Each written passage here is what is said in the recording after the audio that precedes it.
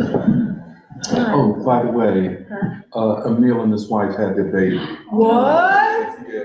Oh my God! Yeah, we're also live. It's a girl. Hey, that's Oh, we're crazy. live. Okay. Congratulations. Yeah, so we're starting off with some preschool news, but good morning everyone, and welcome to the April 13th, 2024 edition of the Saturday Preschool. We don't have Emily here today, but we're going to have a rich discussion. And so today we're going to be talking about our event, which we held last week and last weekend on April 4th and 6th on King's Beyond Vietnam speech. And so we're going to do kind of a discussion, recap, assessment of it. And then we're also going to talk about, in conjunction with that, Avant-Garde, the second issue, and talk about, like how we put this issue together, but also what we see as the future of the journal. And then after that, we're going to have a discussion on Judith Butler again, but in the context of a statement that the Vatican put out recently on human dignity, in which they, one of the things that they describe as kind of an affront to human dignity is specifically gender theory. And so Judith Butler is also responding to that. So we're going to continue our discussion on Judith Butler, postmodernism, posthumanism, and all that. So that's kind of our agenda today. But for the event assessment, I'll turn it over to Alice, Serafina, Michelle, and then we can have a wider discussion. Did you want to start? Did you want to start, or should I start? No. Okay. The event was last week, and I know a lot of people have put a lot of time, effort, energy into the event, and hopefully in the past week, everyone's been able to get some rest, think, breathe, and simultaneously, I've also been trying to make sense of the event with everyone here in the room, whether it's Serafina, Michelle, Jeremiah, like everyone in the room, and get a sense of how people had assessed the event, what people saw, what people heard, both of what the Free School had presented, but also how people were responding, whether it was the partners that we had at the First Unitarian Church where we're at, or Zion Baptist Church. And on top of that, those that came to the event. And as I've been reflecting, the event was entitled America's Revolutionary Future and Martin Luther King Jr.'s Vision for Peace. Mm-hmm. And in some ways, as I've been reflecting on the event, I saw it as Martin Luther King Jr.'s Vision for Peace and America's Revolutionary Future. Mm-hmm. And the reason why is because, well, not just because of the order event, in which Thursday really was focused on what was his message, a time to break silence during the Vietnam War, but also I think there was a huge sense of tradition that Reverend Ike Miller had spoken to. And I didn't completely make sense of it until afterwards, where Ike Miller was saying, there's this tradition. He kept saying there's this tradition that I'd come from, and it started in Georgia. It started when I heard about the Montgomery bus boycotts, and I realized that you didn't have to be a Thurgood Marshall. I could also be part of the change of society. And that component of what was that message of that time, and us as part of Free School, then taking it to understanding this history, not just this history, but also something that is relevant for the future and what we build in America's revolutionary future. And I saw Saturday as a synthesis of that, where we had young people and we attempted to ask the question of who are we to become? Become as a people, become as institutions of the people, and also become as a nation. And also the positive response that we had gotten from the audience members as well with the concert. And we were trying to, in this event, really frame the concert as part of King's vision. Why is music, why is art so important? And I didn't completely I think we were trying to put that forward, and there was a question of how people would respond to the event, and then also the concert.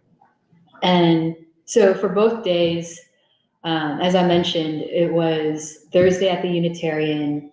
Emily had spoken about James Reeve, Viola Liuzzo, dedicated to Aaron Bushnell as well. And on Saturday at Zion Baptist Church, a historic Black church. And we understood, or we saw and felt what that meant, because it's sort of something you have to experience it to know, or even get a sense of, oh, the civil rights movement, it had come out of the Black church. And why is that? And we were in a space where churches, we've asked this question of what are churches today? But in that space, I think we all felt, just the humanity, the openness, the generosity, the kindness that people welcomed us into the space with. And at least it was, or it showed to me how a movement such as the Black Freedom Struggle had come out of the Black church, ordinary human values and principles. And in an understanding of both days is also like the question of the left too, and how we are so rooted in the Black radical tradition, in Black institutions, in Black people, Black folk, but it's not something that actually the left bats an eye at. Instead, Martin Luther King isn't important, isn't seen as a revolutionary, and isn't, and revolutionary in the sense of offering a blueprint for the future. And I think with both events, it felt like we were building up to it, and actually more questions have come out of the 2 days, which is like how much still we have to do, how much of like we all have to mature and be able to take on the responsibility that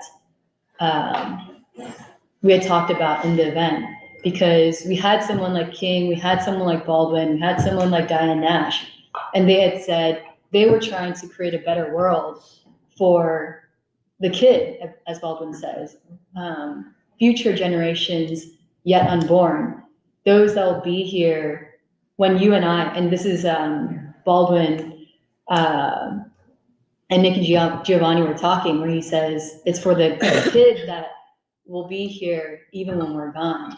And we're that kid, we're that generation. And so like, what is that task that they've left with us that we have to take on? And I think we tried to start that and ask that on that second day. But I mean, events, they're such a intense planning and ideologically, logistically, but that's not where it ends.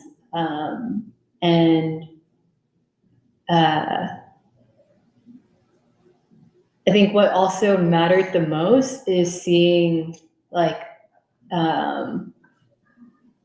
people who had come up to the event. What was interesting about this event is because we had put in so much work, like people were coming from different places. I didn't always, or usually I can get a sense, or we can get a sense of like where people are coming from. And I think this time we had to do much more of that.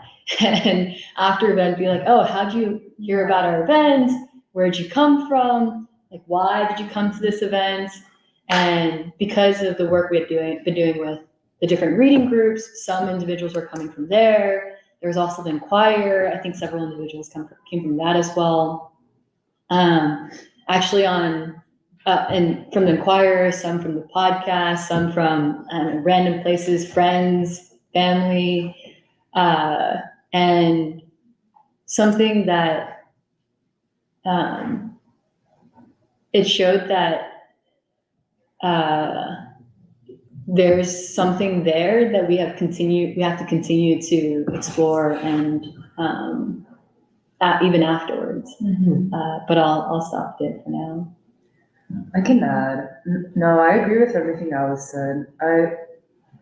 I think the last week I've been reflecting a lot on the event, and I'm really looking forward to making sense of it or processing so many different aspects of it together, because especially for this event, I feel it's very important because qualitatively, I feel that our events are becoming something new. And I think I felt this with the inauguration as well, but I really felt it with the King event. Well, for one, I think that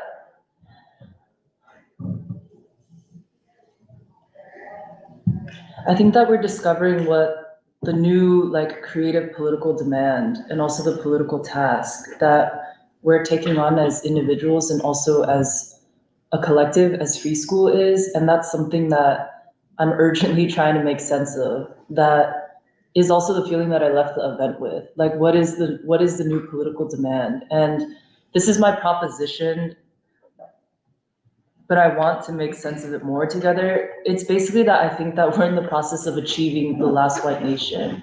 Or what does it mean to make America the last white nation at this time?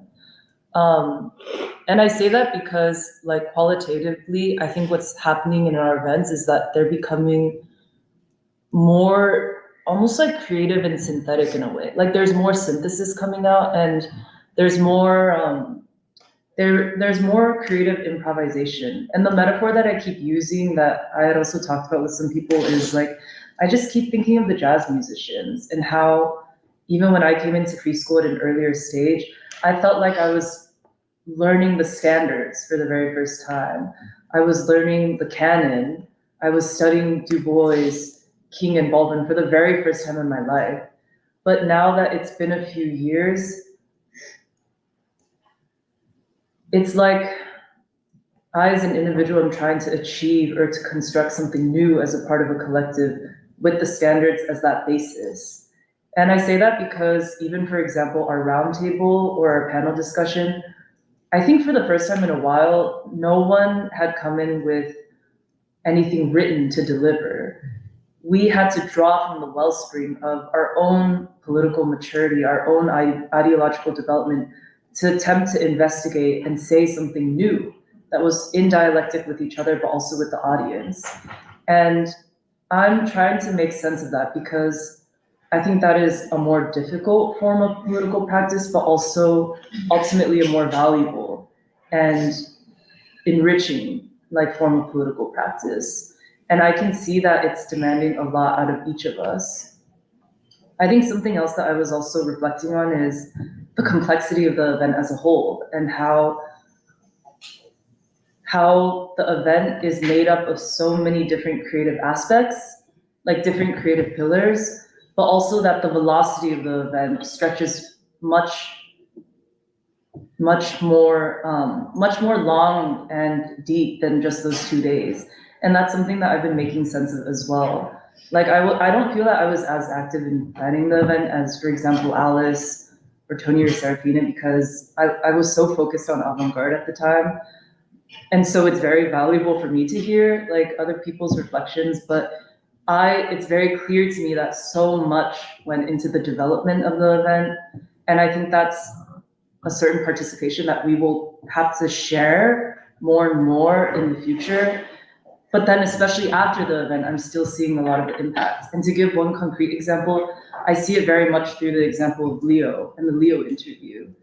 Because we have been, for example, just talking about it for one, but also releasing different social media posts, like obviously the print journal, in installments, and different people, but especially from the Black arts community, continue to respond to that in a way that broadens and deepens the significance of that interview.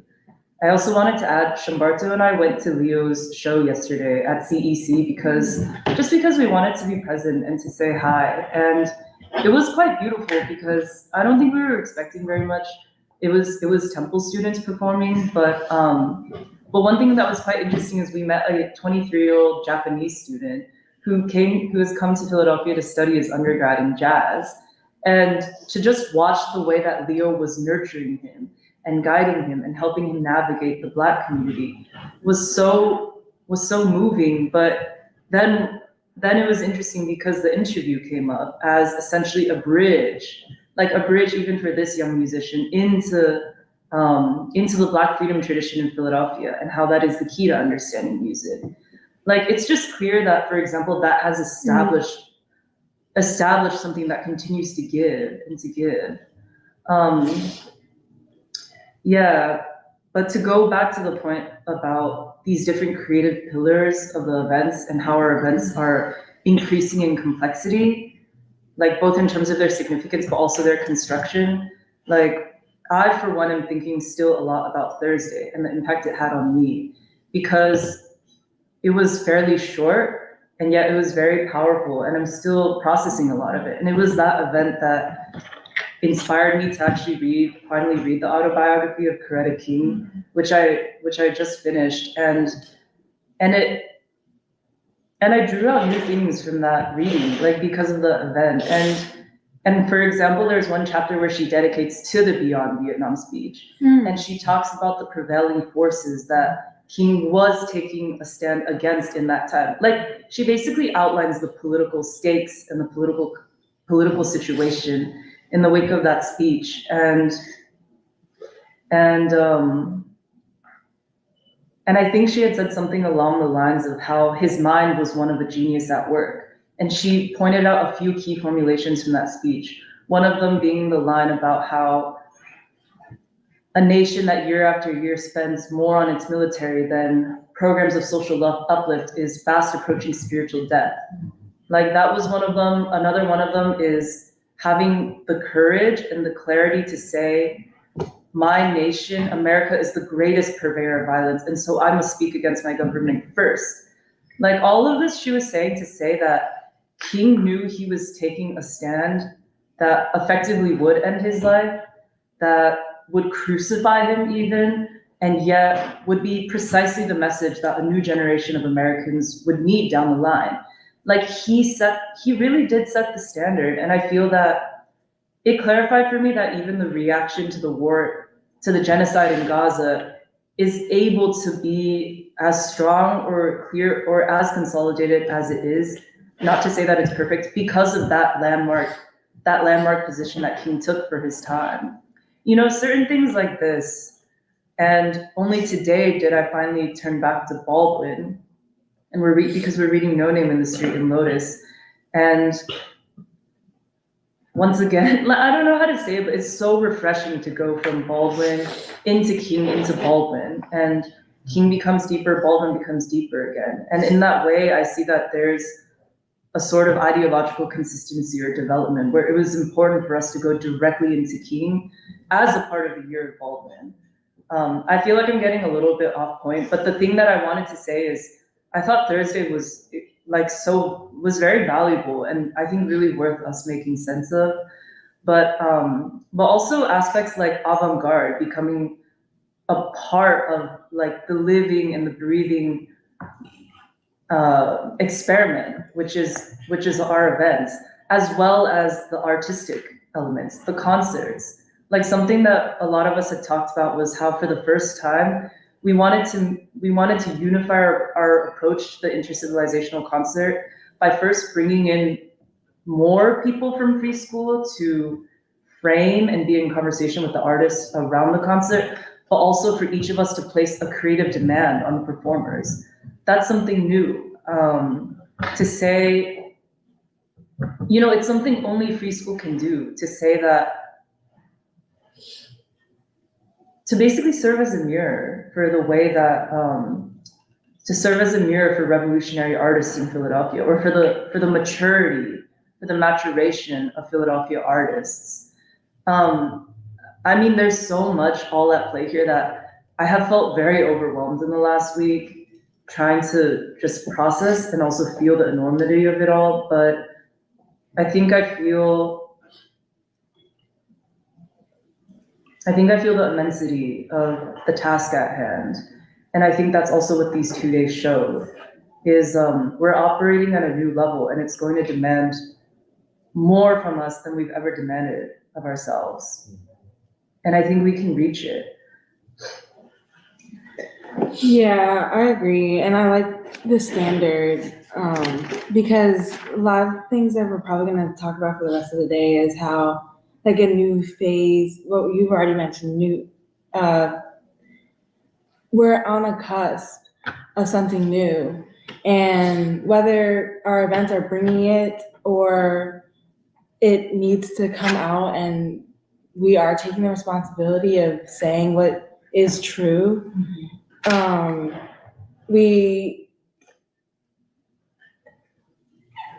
the only thing I want to say. Like, I think we're hitting on a certain, like, the real thing. We're not avoiding it. We're not going around it. And I think for a while, either you could say it's the ruling elite that wanted us to avoid it, whether that be King or Baldwin or Du Bois, or the fact that this country has to be the last white nation in order to bring in a world is already approaching. And I think we'll talk about that later in free school. But what's so interesting about this event is that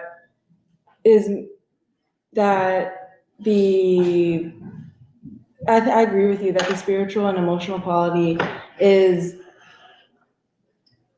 deepened, and partly so because we understand it. Like on the first day when Ike Miller would mention this thing about love, or how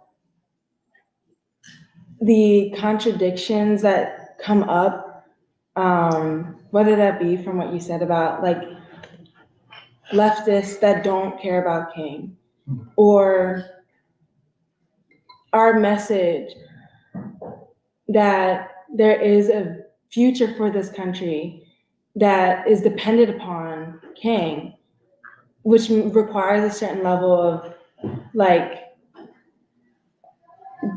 kind of breaking down what we mean by reality or philosophy or science or whatever.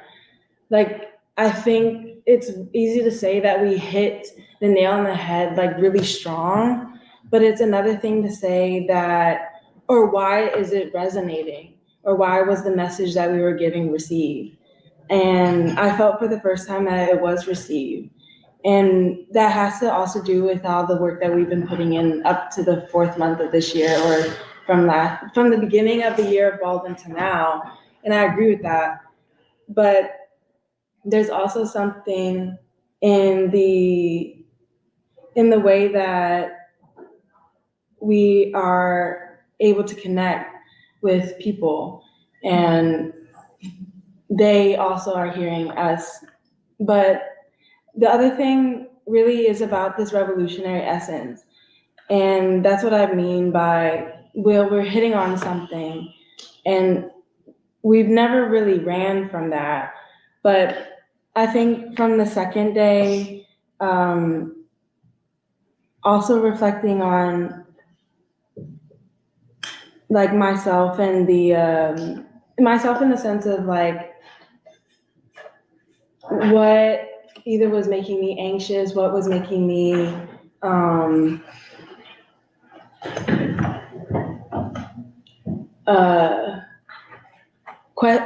what were the questions that I was faced with that came out in the entire event.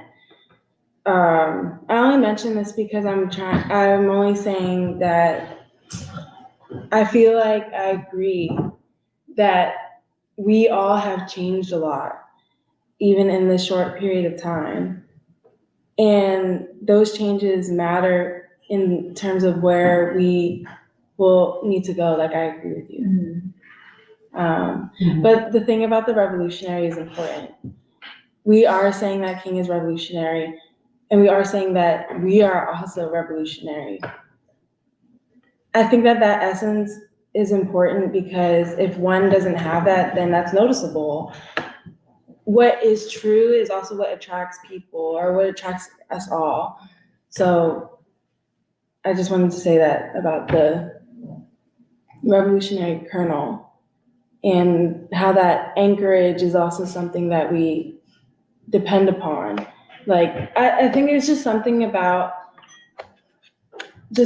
I don't know if I'm making sense, but yeah. Yeah.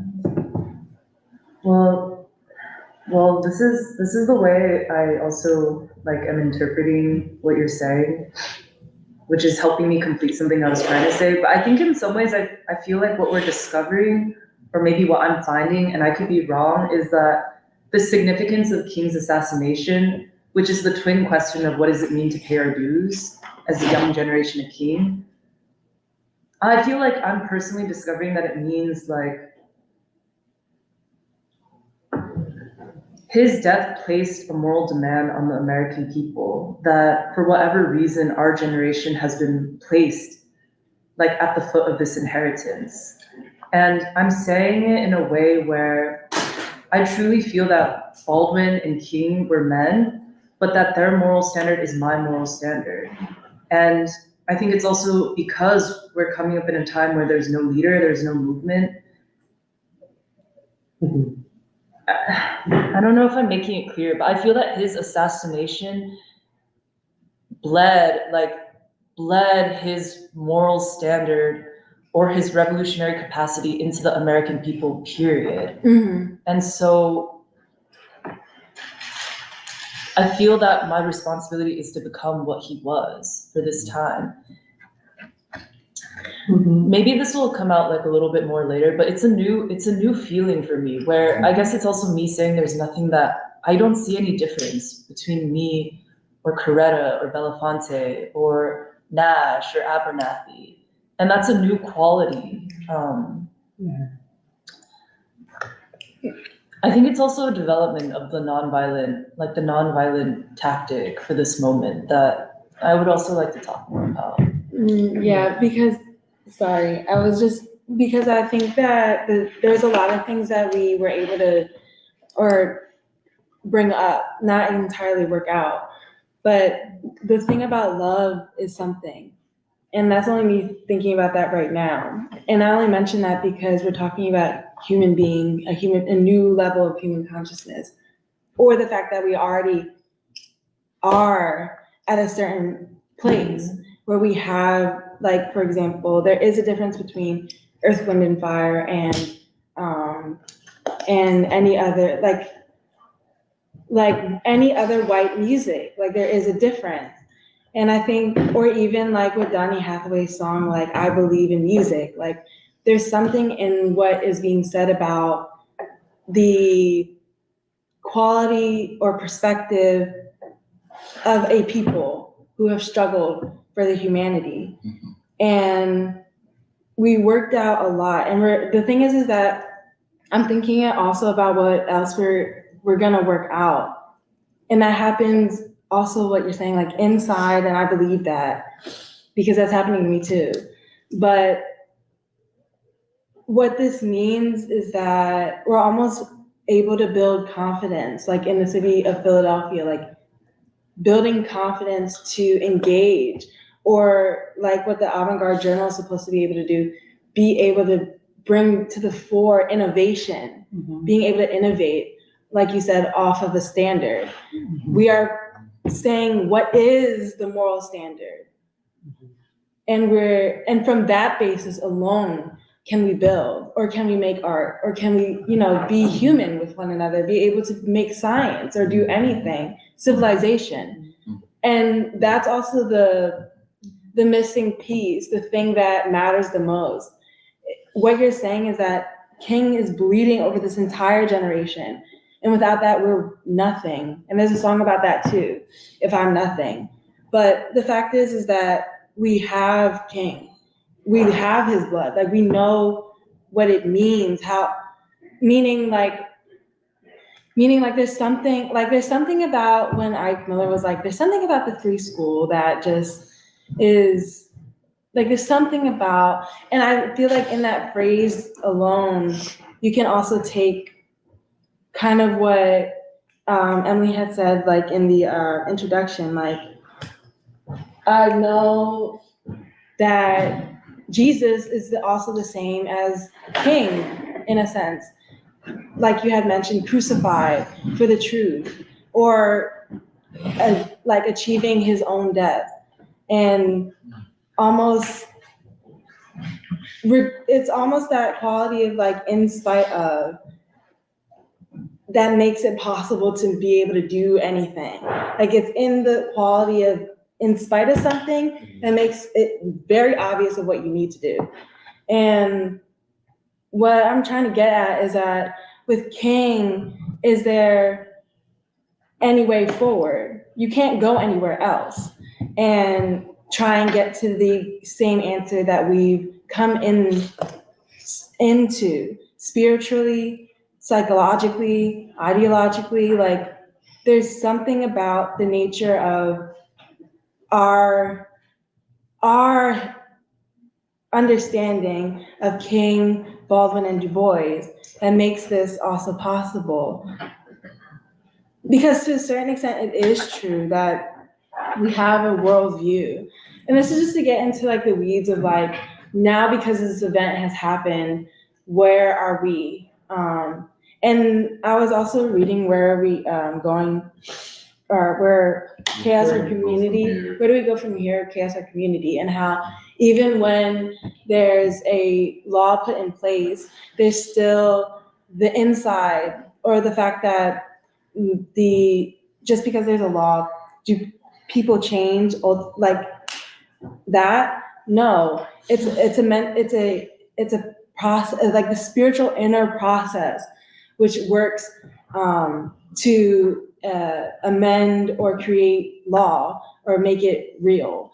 And so we're also talking about, well, what was interesting about the chapter was that with progress, is there pushback? Was something that was mentioned in the book. May or may not be true, but I'm thinking about the nature of our progress, spiritual progress, this question of revolution. What is a revolution? How do we move forward? And then also the stakes, or what's also pushing against us, the headwinds, the ruling elite, like what are, and what that also means is that there is a crisis of this country because of what is obviously true.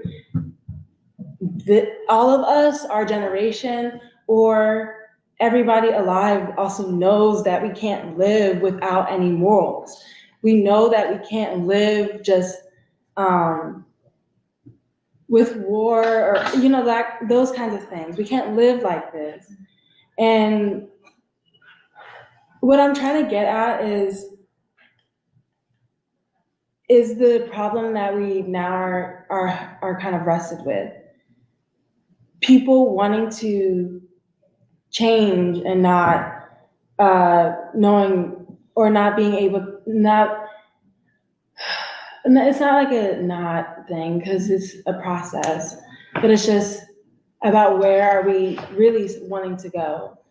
And while we are mentioning like this thing, or while we are considering really what our moral standards are, we also consider our real intentions, about our real intentions.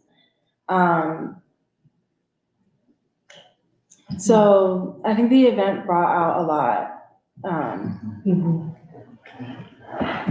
Yeah, well, I just wanted to add, I think, funnily enough, Gandhi's autobiography is titled "The Story of My Experiment with Truth." I was like thinking about like, oh yeah, like part of what we're doing in free school and the year of Baldwin specifically is like, it's like a story of our experiments in truth, but not just that, but in democracy, in nonviolence, as Michelle was saying, like a new creative application and synthesis of nonviolence, and the story of our experiments in like new social relations. Yeah.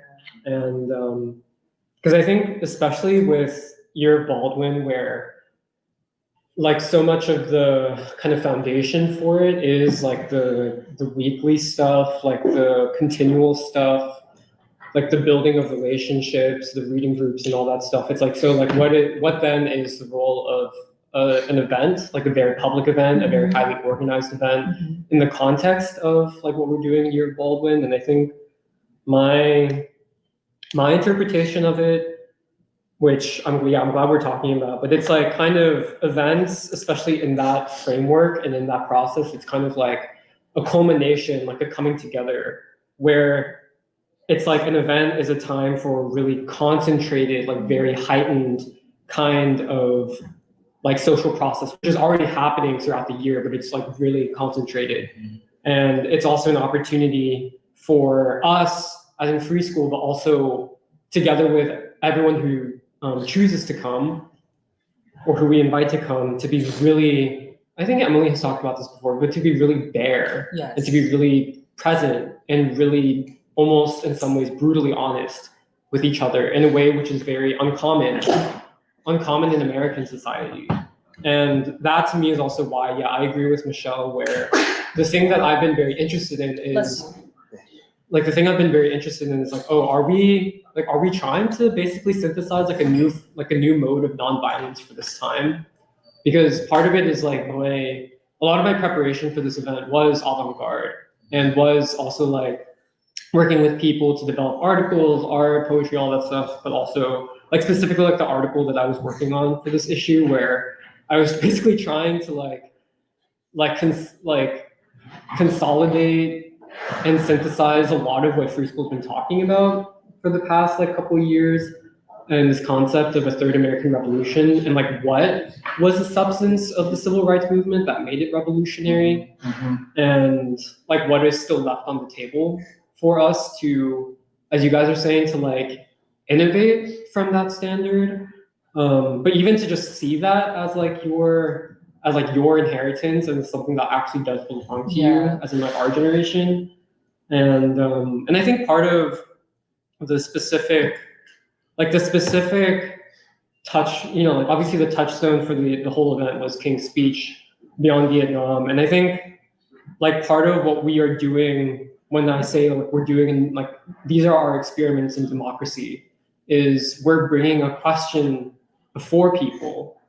And part of that question, which I think Emily brought up in the panel discussion on Thursday, was like, if King was breaking silence in 1967, like what do we need to break silence about today? And I actually feel like we're still working out that question.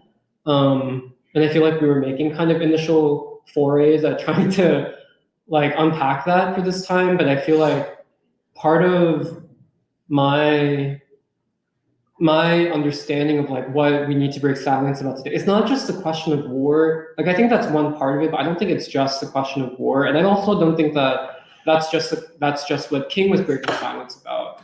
I feel like part of what we as in free school are like trying to break a silence about is like this country's future, and whether the people feel they have a future and what part they see themselves playing in the creation of a future. Because I think so much of like the crisis of our generation is basically people not seeing a future, like young people not seeing a future for themselves individually, but also a future for the society. And I think war is wrapped up in that question, because I think especially the genocide in Gaza has in a lot of ways triggered more than just the question of war. Like it's triggered for our generation a question of like meaning and purpose. And it's like the floor has fallen out from underneath you and you're like, oh God, like what am I doing with my life?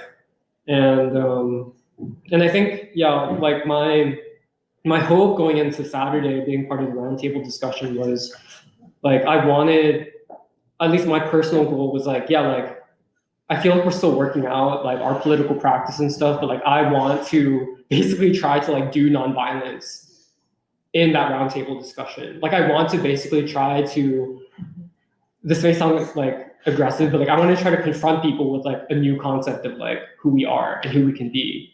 And especially young people, where I think after Thursday, one of my realizations was like, okay, like I'm not exactly sure where, for instance, like Jewish Voice for Peace is, we have NISA, like I'm not exactly sure where like our generation is, especially even in the midst of the Gaza stuff. And I was like, okay, like we in free school, we're gonna be a new kind of young person. And we're gonna try to be that model. We're gonna try to be that light for other young people, where it's like, even if you don't fully agree, you're not fully on board, it's like, okay, like you have us as a reference point. And this is where I also agree with Michelle, where it's like, we're not trying to put ourselves on a pedestal, but like for us, it's like King is the model for the kind of human beings that we want to be. Like Gaia Nash is the model. And the last thing I wanted to say was, I think, yeah, like also to what Michelle was saying about like jazz, I think, and the concept of the last white nation, a lot of what we're trying to do in free school is we're searching for like a new language. Yeah. Where Baldwin is like, we've come to the end of a language, they're now about the business of forging a new one. Right. And like jazz is in some ways the most precise and the most like visceral like application of like what Baldwin means by a new language, because it's literally like a new lexicon for art, for like creative expression. But it's also like, in the ideal sense, jazz is like a different kind of social relationship too, Right. where it's the embodiment of that. And I think part of the political crisis of this moment necessitates a search for basically like new knowledge frameworks, a new language, and a new way of speaking with people, a new way of people talking with each other, which is like also a reference to the fact that all of the old categories, all of the old language that I feel like people are oftentimes still stuck in, it's not adequate for this time. It's not adequate for the crisis, but it's also not adequate for the depth of possibility that exists in this country and in this moment, which we are trying to like, we're trying to bring that to the forefront. But yeah. No, I just wanted to add one thing that what Jeremiah was saying reminded me of that I wanted to say. I feel that our events are also increasingly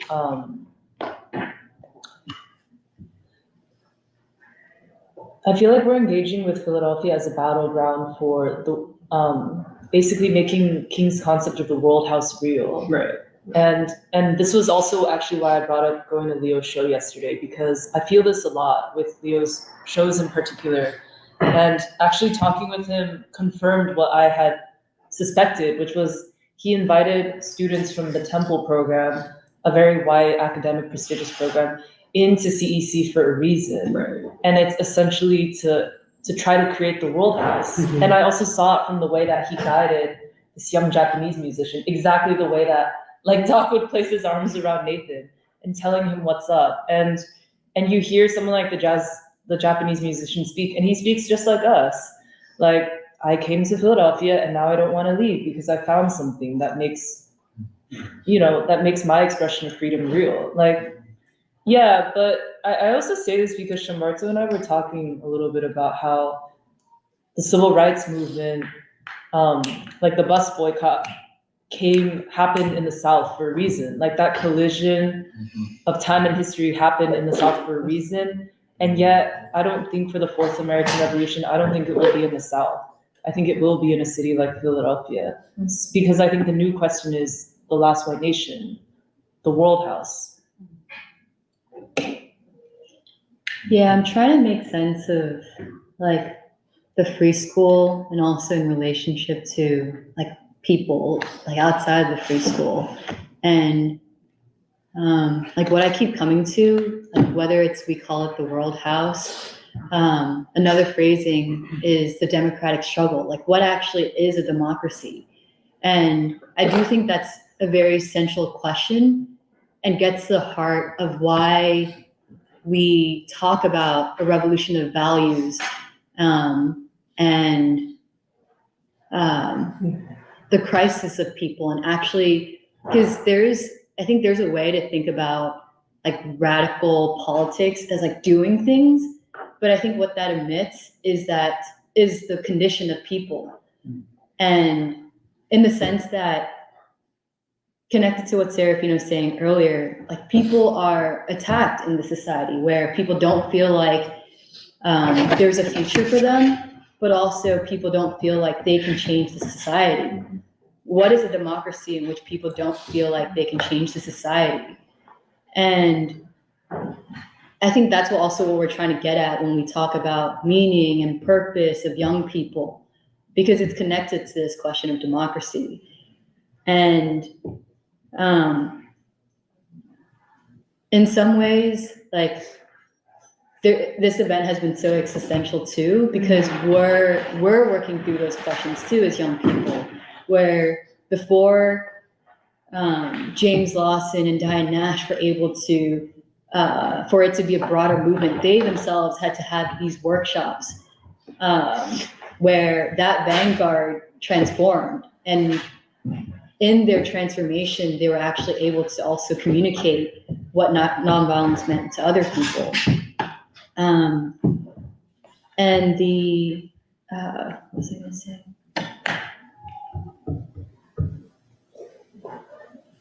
And it reminds me of that clip that we played before the youth panel, where Baldwin is talking to Nika Giovanni, and Baldwin says, you know, in order to change society, like we can't change society, but the way that's not like what he meant was that we have to invest people with the morale to change the society.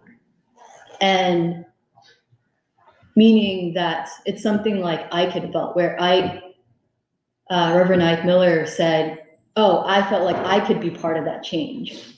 And I think that's also in the same tradition that we're trying to exemplify for ourselves, to feel like we in this room can actually change the society and have that confidence and ideological clarity to change the society.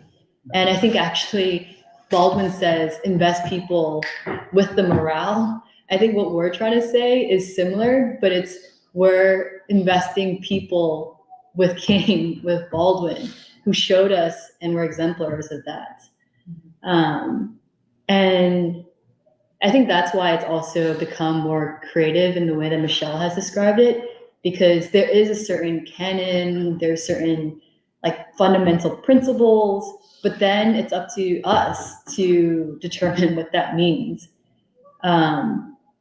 to create something new. Yeah. And I think that's why Saturday, like with the performers, with this question of young people, we're trying to say that we are part of that democratic struggle. We're all part of that.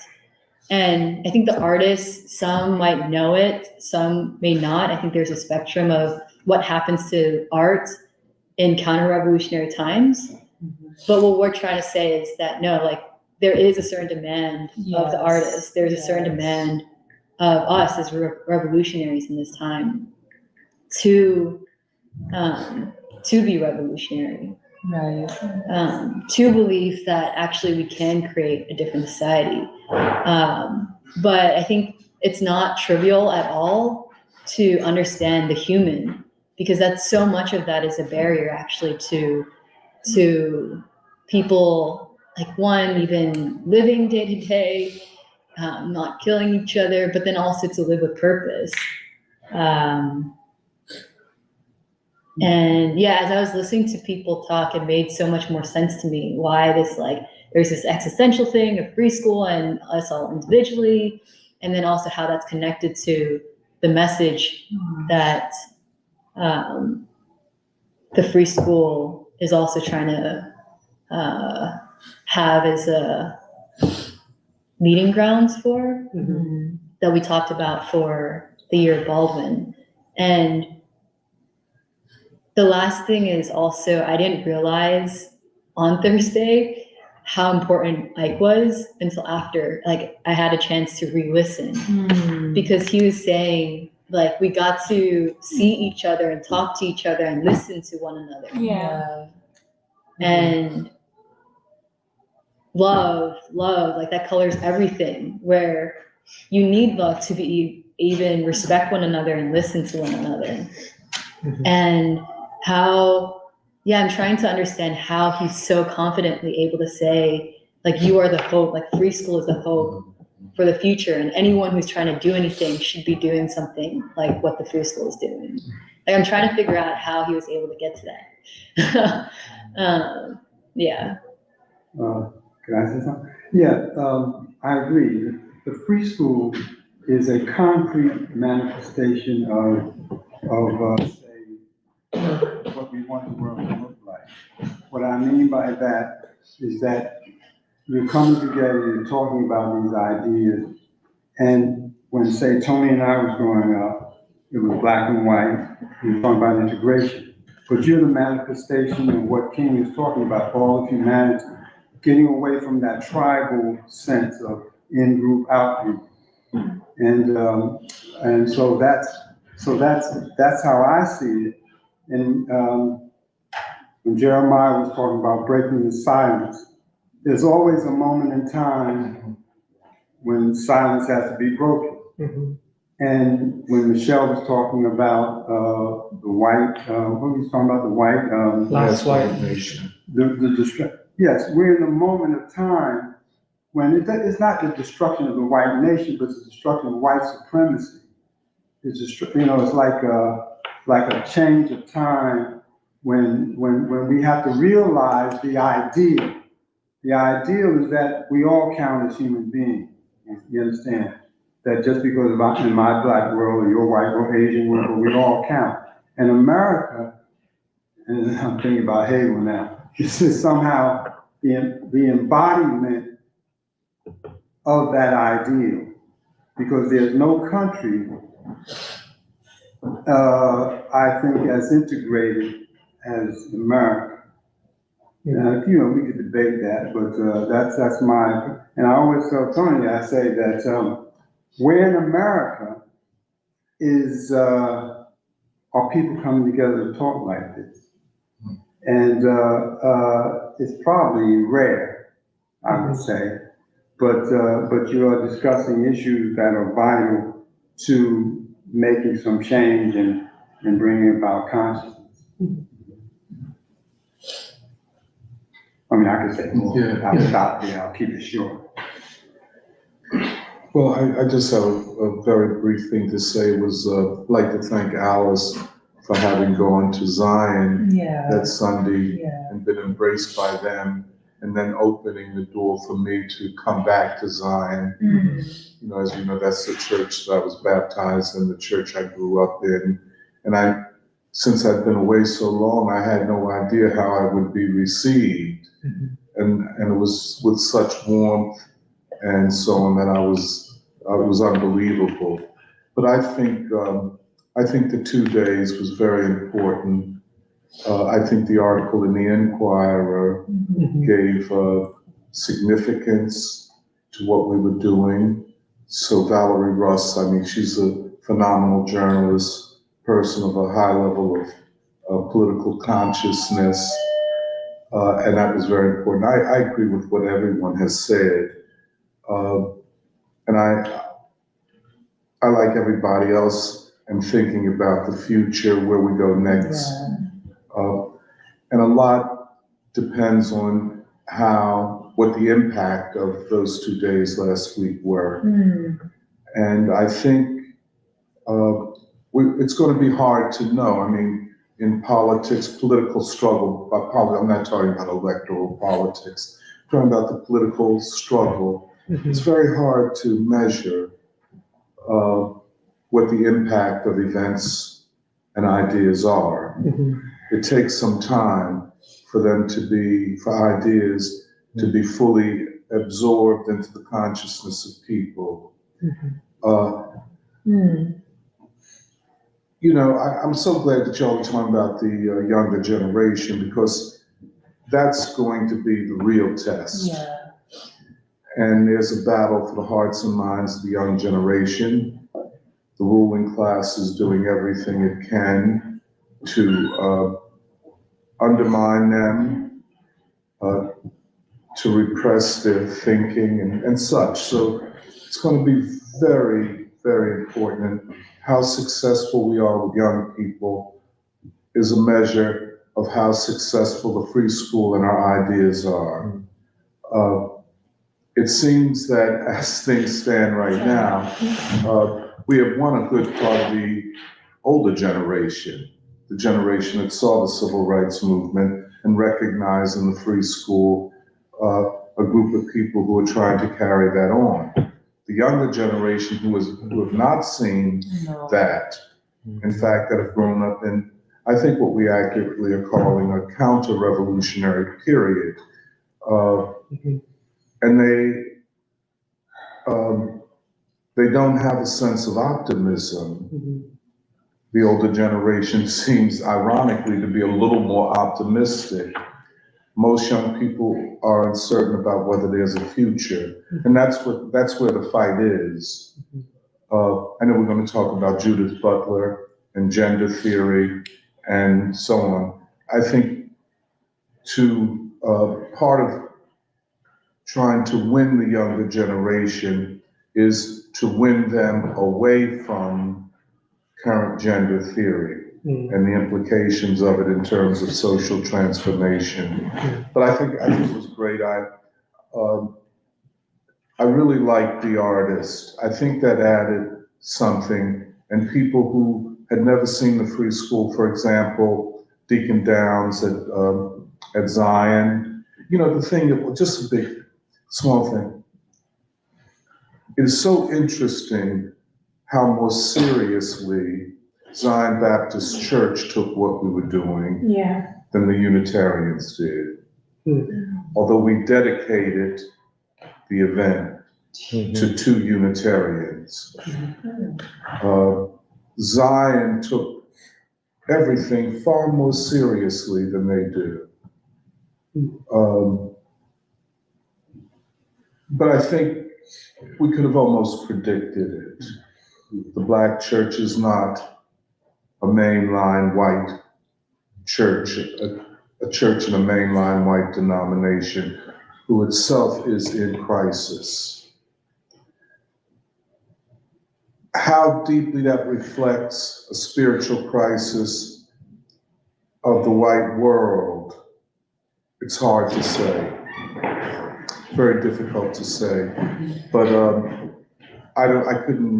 you could not be unaware of the difference. If I might say, with Zion, it was like sisters and brothers joining together to do something good. Here it was more transactional. And also, as great as the Thursday event was, you know, there were people who said, you know, things like, well, I didn't know, well, what was it? I mean, what was this about? What was the line? You know, I won't mention names, but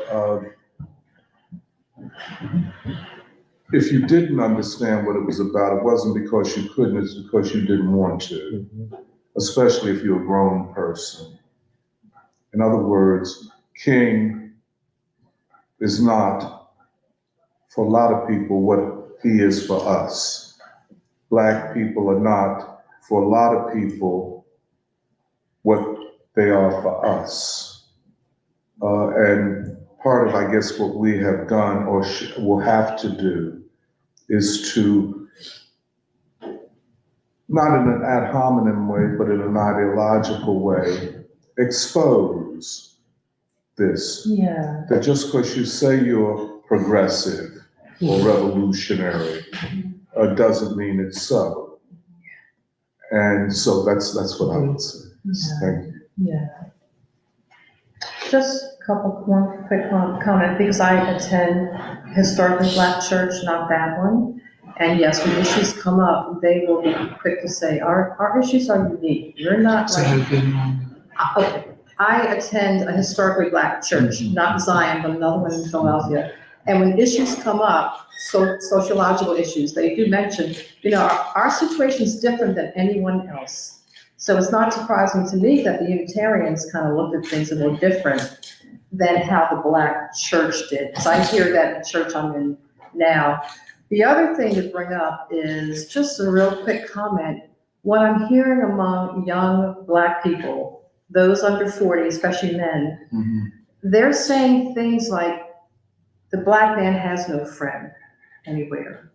And I'm trying to get my arms around where that's coming from. I think it's coming out of, you know, that you hear in the news about, you know, police brutality and no accountability for the police department and whatnot. But that's something that I think maybe can stay in our, you know, in back of our minds as we're reaching out to younger people. Because when I hear those statements, it disturbs me, but maybe it does have a ring of truth to it. So that's just my I think The comment she made about the black men they say that the black man has no friend. This is even common conversation in the corridors of black intellectuals in private conversation. And that's because we live in a world, as black people, we recognize that dark skin is a problem globally among all civilizations. The darker you are, the less human you are.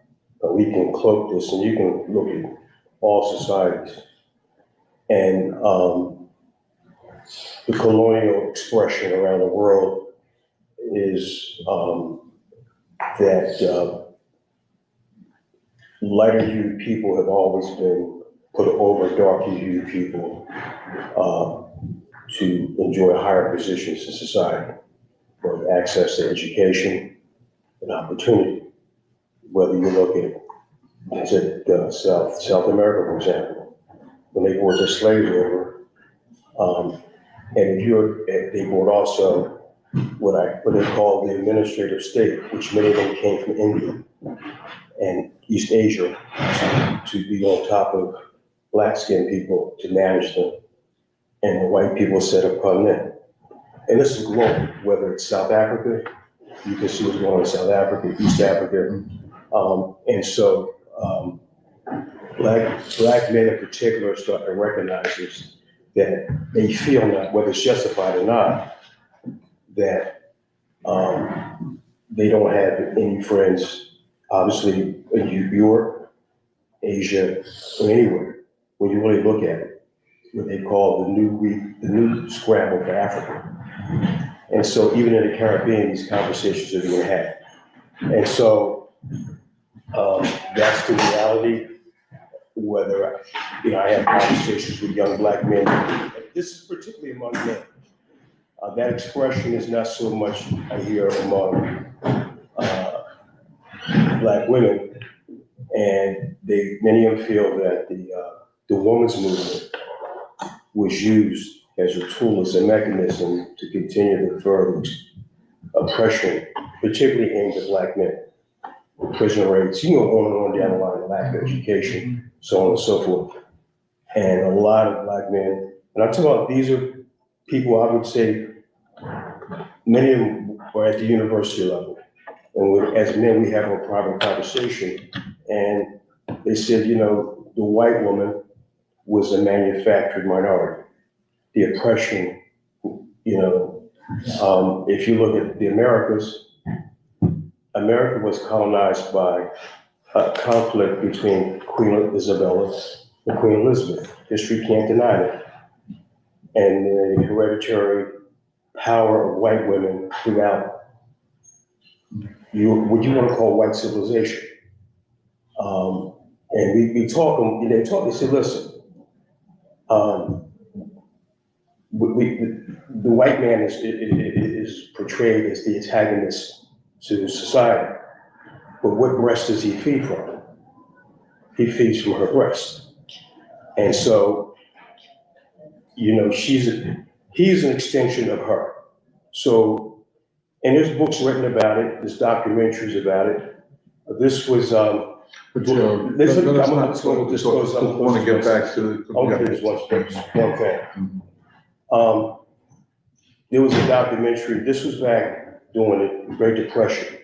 And there was a club called Lotus Club in New York, which I don't know if you ever heard of it, but the Lotus Club was where the Rockefellers, the Vanderbilts all belonged to.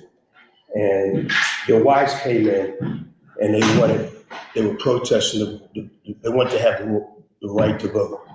And the comment was, at the Lotus Club, they said, we have conquered the entire world for you women. We have given you everything you wanted. Now what do you want? You're bored, you want to vote? Okay, we'll let you vote. And so that's what is being discussed. And believe it or not, the wealthiest people in this, and I'm in right here, and this is a fact, the wealthiest people in the world are white women because they inherit all the wealth of white men that's left to them. And this is a fact. So black men are starting to question this whole feminist movement and just see it as another iteration of white supremacy now feminized. Can I add something?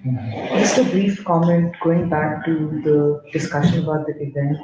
I think, Doc, you were talking about this, but I wanted to comment on Zion back to stage and what it meant for us to be there and to basically come face to face with the Black working class like that. Because, you know, we go to West Philly things and events, and there are a lot of young Black people, men and women, qualitatively, like, you know, heaven and earth difference between the two situations. Because at Zion, I really feel like when we have opportunities like this to go to the people and especially to the Black working class, it feels to me like the fulfillment of a promise, you know, because I feel like when I came to this country, I was meant to be with people like this. I was meant to inherit this life world, to learn from it, to deepen my own understanding of myself and where I fit in the world. And there are active barriers to that for somebody like me coming in contact with all those beautiful people who came to Zion. And the reason why I bring that up is that only when that promise is fulfilled, when you meet like that on you know, on grounds that King built or Baldwin built, then the further promise of actually, like, you know, transforming this country and transforming ourselves becomes possible. And I think I'm also reminded of this because of, you know, what Rhonda and Joey were bringing up. I mean, you know, I feel like young people also need to take more responsibility than they're willing to take right now. Because I think in a lot of ways, a lot of young people feel like all they can do is respond to what is being done to them. And, you know, all of these criticisms of feminism and this and that, all of them valid, you know. But then there's also the question of what are you going to be responsible for? Are you going to meet people where they are at? Are you going to put yourself in situations where you think of yourself not just as victims of the situation, but actual agents of change, which I think every young person in free school is coming to a point where they realize that that is the task in front of us. And that's not easy. It takes courage and it takes sacrifice. You know, you have to sacrifice your infantilism. You have to sacrifice your youngness in some ways to become responsible for something that is hard, that is difficult to carry. And I feel like whenever we do events at some place like Zion, and, you know, there's so many of these older Black men and women who came up and said, oh, you know, the Korean drumming, this reminds me of African drumming. I didn't know it was so similar, but then there's also something unique about this that I got to learn, and I'm so grateful that I had this opportunity. I think that matures you. And I think we are demanding of young people to go through that process of maturing right now. Yeah. Well, I thought the point that you had raised about us having the older generation over a period of time in many ways, but not so much the young generation yet, is really important and also related to what you're saying, because I think going back to what I said earlier today, I feel like part of what I'm proposing is that the more we undertake the struggle for freedom, like the more we shoulder now in ourselves, the more it'll open it up. Like I think more young people will come because they will see in us exactly, like precisely the living moral standard for who they can be. Like the metaphor that I'll use is why, like what King did with Beyond Vietnam, but also with his entire life, because that's the way that Coretta writes in that autobiography, is that King pushed so hard so that he could essentially, like, he could be crucified. Like his flesh could become the flesh of the American people, and he could shoulder something preemptively for the future maturity. And I feel that way about us, because back to like this idea that Jeremiah brought up also with Gandhi, my experiments with truth, I do feel that way about our lives. And I think we have seen this fruit come to bear to some extent in our personal relationships as well. But I think this is the key to the young people. Like, you know, us achieving something will make it easier or more compelling for them to achieve something as well. Can somebody, when you say that all the Americans, the last White Last nation. white nation. Can you give me a definition of that? Because I'm really struggling. By the way, Joe, that's from Baldwin. From Baldwin, I'm saying. He said that America must become the last white nation. And his argument was that whiteness was a fiction and that white people were themselves deluding themselves, and that until they recognize that, they could not achieve their nation. And, you know, so it was his, that's Baldwin. So he's talking about America, right? Yes. He's not talking about the rest of the world. No, he said America's the last white nation. Yeah.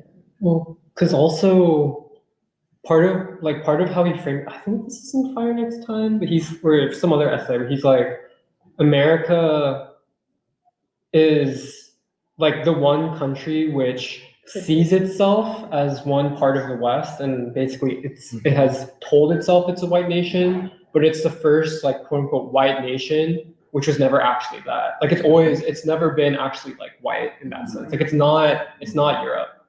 And I think it's only the fact that like Doc's saying, like Americans have deluded themselves into believing they're a white nation, which is, you know, like the whole price of white supremacy. But it's that he's like, Baldwin is saying from the start, America was never actually like white in that sense, because there was always black people here from the very beginning.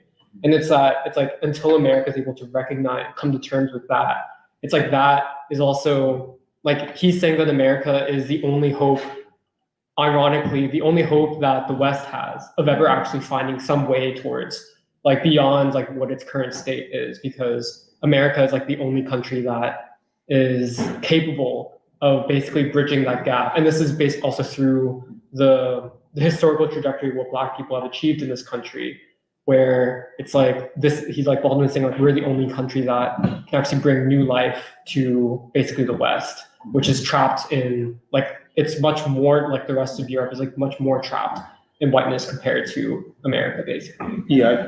I'm still struggling to filter that through. Yeah. Because when I look at the English-speaking nations, which they call the Five Eyes, which is Canada, United States, New Zealand, Australia, and the others. Australia has an Australian Aboriginal population. Where are they? New Zealand has it. Yeah, so that's what I'm struggling with. Well, we'll come back to that in this, as we get deeper into Baldwin, because we're gonna have to, I don't know. I don't mean to be out of turn. No, we'll have to come back to this idea, and I think, you know, when we talk about the future events. Right. Also avant-garde. Yeah. But maybe we can now go on to Avant-Garde. Oh. Again, let's just more. Sure. Yeah. So, yeah, you start. Yeah. So I feel like we kind of talked about the journal, like the most recent issue in the free school preceding the event, and then obviously we introduced it at the event itself. And I think, like honestly, like I feel like I'm still processing because it was a very intense process of putting this particular issue together. It felt more intense than the inaugural issue in a lot of ways, and I think there are like reasons for that, which I'm still trying to understand. But I think part of it was like, you know, we're trying to figure out also what's the best process for how you craft an issue, and also like what is each issue, and what is the relationship between the different people who are contributing, between the different articles and art that are going into each issue, and how much of a collective process is it versus how much of a private process, and all that stuff. And I think part of the reason why this past issue felt really intense is because it was like, as we were getting closer to essentially the hard publication date because we wanted this to be like always the goal from the beginning was to make this part of the April event. It was like, we were realizing that there was a lot of ideological work that I think each one of us had to go through for our respective contributions to the journal. And it was almost like, I think we kind of came to that realization a little bit delayed in some ways, which kind of added to the pressure. And so yeah, I feel like there was like that was part of it. And I think part of the other like sense of, I don't know, even for me, like the sense of pressure I felt personally was, yeah, like I think we're trying to do justice to one, like where free school is at and where free school is moving, which is always it's like always a moving thing. It's never something that's static. So like where we started in like January, trying to like kind of have a sense of what this issue would be was completely different, I feel like, by the time we reached April.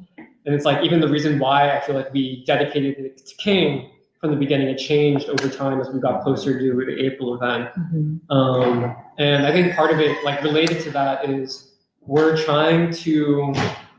I feel like we're trying to bear witness where it feels like there's such a gap in basically like like the discourse in American society, where we're trying to bear witness to one of what's actually happening in America and in the world, but then also like what are the possibilities of this time. And we're trying to, I feel like part of the way that I also see each issue is like it's almost like it's like a snapshot of like what's happening in the world, like but also like where things are moving. And I think part of especially at the same time with the, like specifically the issue and how we presented it at the event, I think we're increasingly, at least I feel this way, but like we're increasingly seeing Avant-Garde as like, it's not just like a nice thing that we publish, but it's like, especially the print issue, which I think we're coming to realize how important it is. Yeah. But it's like the print issue of the journal is like, it's almost the material social force in the fabric, the ideological and social fabric of Philadelphia. And it really comes out with the Leo interview, for instance, and the work that you guys did in putting that together, and the relationship that has, and how important Leo is to the fabric of Philadelphia as a whole. And I think, yeah, like we're still working it out, but that's something that I really feel strongly about moving forward, is this journal is not just something that it's like, we're just putting it out there and it's like, you can read it, but like we want to make this part of like, yeah, like the ideological and social like life world of the people of Philadelphia. Yeah. And we're reaching towards that constantly. And I think each issue, something that we want to talk about is like, from the beginning of each issue, when we bring together each group of like writers and contributors, like actually just having a clear sense of like, regardless of what your individual topic is, like what is our overall purpose? Like what is the driving force behind why we're doing this? And I think something that people sometimes underestimate is, whether it's like writing or art or like poetry, whatever, I think each of us who is contributing to the journal, it takes a lot out of you, or it demands a lot from you. And I think we want to be a lot more clear about that, like especially at the beginning of each issue, like purpose. Like that, like you actually have to demand something of yourself in putting your ideas, because that also means that we're taking responsibility for this collectively as like free school, but for you to put your ideas out there, especially in the journal, like that means you're taking responsibility for that. And like that's a unique thing, which I think it comes through in like events, but I think it's something that's really specific and powerful and urgent in some ways with like the journal itself. Yeah. What I would add is I think of Avant-Garde as an ideological spear tip.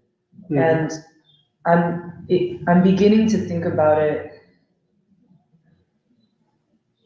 with more complexity. And I think that is something that will continue issue after issue, not so differently from an event. Yeah. We have to be clear about the purpose. We have to conceptualize a purpose for each issue. The people who participate need to understand that purpose, and then need to decide what their creative role in the construction of, like a political contribution is, et cetera. It's very complex, and I agree with you completely on that. One thing that really struck me about this issue is how much I think we're also maturing issue to issue. And I saw a lot of changes between issue 2 and issue 1, but I also think the third issue, like we learned so much through this process as well, and the third issue will look very differently. I think for one, what stood out to me about the second issue is that I see our movement more toward, and this is what I think we've been talking about this morning, less toward reciting the canon or reciting the tradition for the first time, but pushing ourselves toward a new creative expression coming out of that canon, coming out of that tradition. And I think I had spoken with almost everyone who like printed or published in the journal at the end. But what was interesting is I think a lot of us felt similarly about how much it really took for us. For example, I think the Leo interview, it was very important that we spent between 6 and 8 weeks consistently conceptualizing it, reformulating it, and like developing it. I think we needed that much time at least. And I feel that it was a sound contribution at the end. But I had mostly written the editorial statement, and I don't feel completely satisfied with it because I think I found it very difficult to speak in precise, scientific, and new terms. And, you know, it just kind of showed how high the challenge was. And there are improvements I would like to make in the future. And I know that for other people, they had felt similarly about even their own articles, was that, oh, like I could have used a little bit more time to really say something new here, to really get it to the next level. And I think my suggestion for issue 3 is that first, like Jeremiah said, we come in with an even clearer purpose, an even clearer demand for the people who are participating, and that we really take our time to develop these ideas to their fullest, even if that means printing 1 or 2 months later. I think that's more than okay, because that's the advantage that we have in Avant-Garde with some ways, is that we set our deadlines.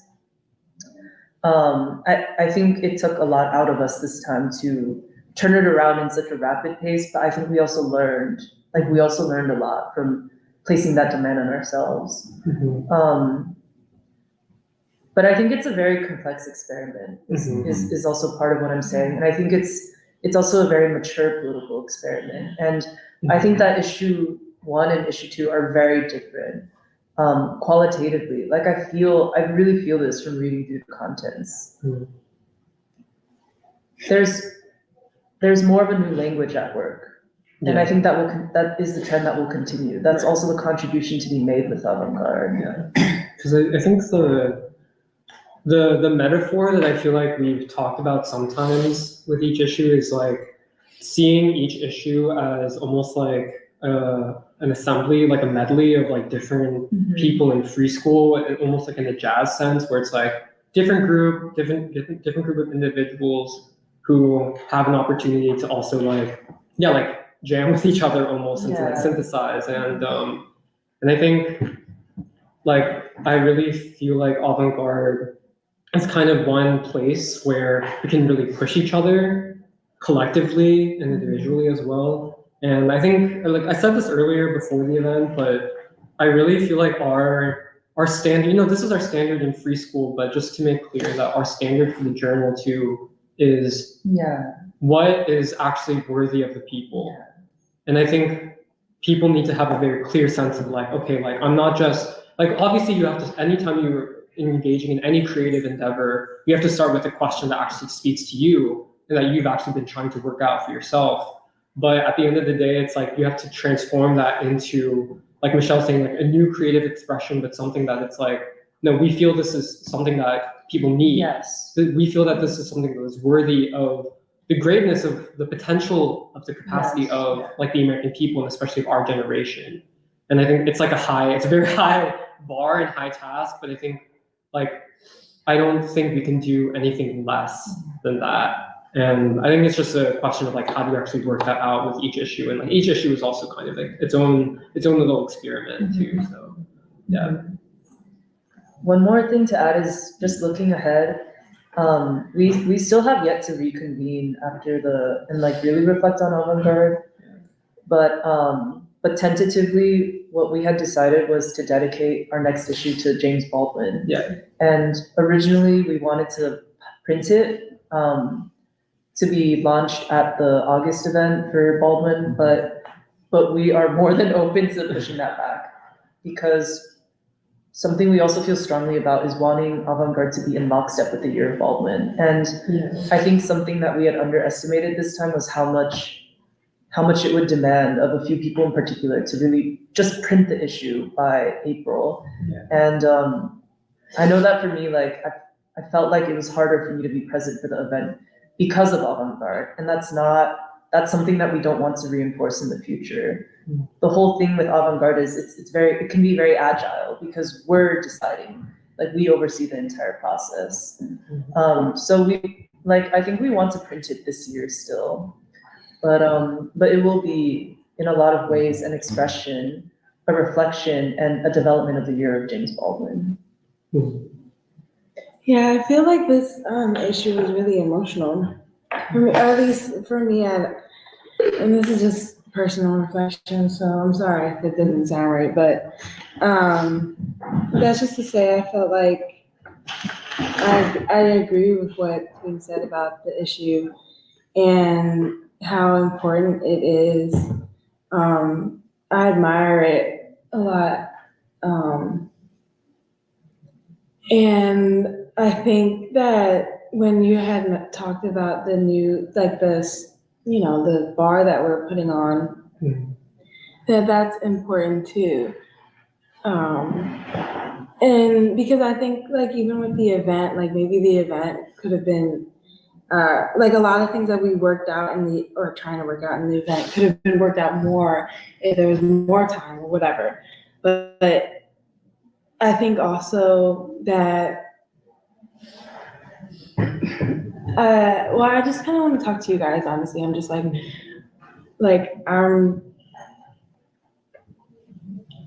I want to be ready to do something new. Like, I just feel like that the issue is a confirmation of personal trials, and I think that it means a lot. But it just shows what we're also more able to do moving forward too. I think one aspect of the journal that I'm looking forward to is discussing who the audience is and tailoring it for our audience. Because, for example, when we had first started writing the framing for the Leo interview, I had subconsciously written it for a specific audience, which is the white jazz audience. And it wasn't until that Doc and I were editing it together that we decided the more appropriate audience, which is also the universal audience, is the black audience. And we changed a lot of the language around that. But it was so new. These are not questions that came up as much with the first issue, for example. But also, do you have a copy of the journal? Oh, yeah, well, something else that I wanted to share about is like the cover as well, because this is also the question that came up with the cover. Like first, this is Serafina's beautiful sketch, but Jeremiah and I in particular had discussed a lot about like every single aspect of every word, every color, every line on the cover and what it would mean. And I think in some ways, like the aspect that I'm most proud of is actually the slogan, the hard kind of courage, because we had gone through many different iterations at different points about if there should be a slogan, what slogan should it be? And classically, we would have said the fierce urgency of now, which is what we had originally landed on, because that has been such a staple preschool phrase. It means something to us. But in the end, we decided the hard kind of courage because it actually comes from James Baldwin and an essay he had written about the student movement in the South. And he had used this specific phrase to describe the quality of the students and the men and the women the movement was producing. And the reason I think this is so special and works so well for the cover is what's unique is Baldwin takes King's idea of the fierce urgency of now and he makes it modern. Like, I think this sounds more modern, and it's a quality that reflects something more immediately, if anything, actually about a young person. I think a young person would see this and think to themselves, what the F is the hard kind of courage, but also do I have a hard kind of courage? And what would the practice of that mean? And I feel very proud as well because I think it elevated King out of the realm of something untouchable and only historical and only from the past and directly something directly into us. That's very modern and striking. That's why we chose not to have like a separation in size. Like it's unclear you know what I'm saying? Like we were very, very deliberate about how to make this a compelling cover and what it would mean and the carriage of like each phrase. I say all this to say, like, I think we're really trying to test ourselves because we are trying to create something that's worthy of the people and that will also elevate the capacity of the people, and especially the young generation. I want the young generation to feel something when they see this cover, and I feel that they do, like even more than the Winston cover. Because I'll just give one example. Like I showed this to my skater friend one day, who's like young and he's a skater. And He's a what? he's a skater. Like Philly skaters people. And I thought she was saying savior. and in the past I would have been no. In the past I would have been more defensive. I would have felt like I needed to get some things out of the way first and say like, oh, King is important. King is something that matters. But instead I just launched straight into, doesn't this cover look sick? And like, I think it's very arresting because he's like, why don't I know about King? What is the hard kind of courage of why don't I know about it? But he looked at it and he was like, yeah, like I love it. And I feel we can go farther now in our assertion. Like, duh, King is a part of us. Like, of course, like there's only one future and it's the revolutionary future and it hinges on King's vision of peace. Like I find I think young people find that compelling. Michelle, you're crazy as hell. But the thing is, I also want to say something may not be important, but I should have known also. I like felt in my gut. I was like, I should have known what this was about to happen. Like what was about to happen to me, what was about to happen to everybody else. Because I never painted like a project and had like so many people see me do it, or like I complained about it to a lot of people. Like I complained about it. I was like, I don't know if I can do it right, and I don't know if I'm gonna like make it. Like, can I make it? Like I've had like 3 different moments. When I was texting Raju, I was like, I can't. This is like too much. And but another time was when I was on the phone with Emily and the librarians, and I was like in my room, and I had just moved and I worked on the painting in the new room or whatever. And then,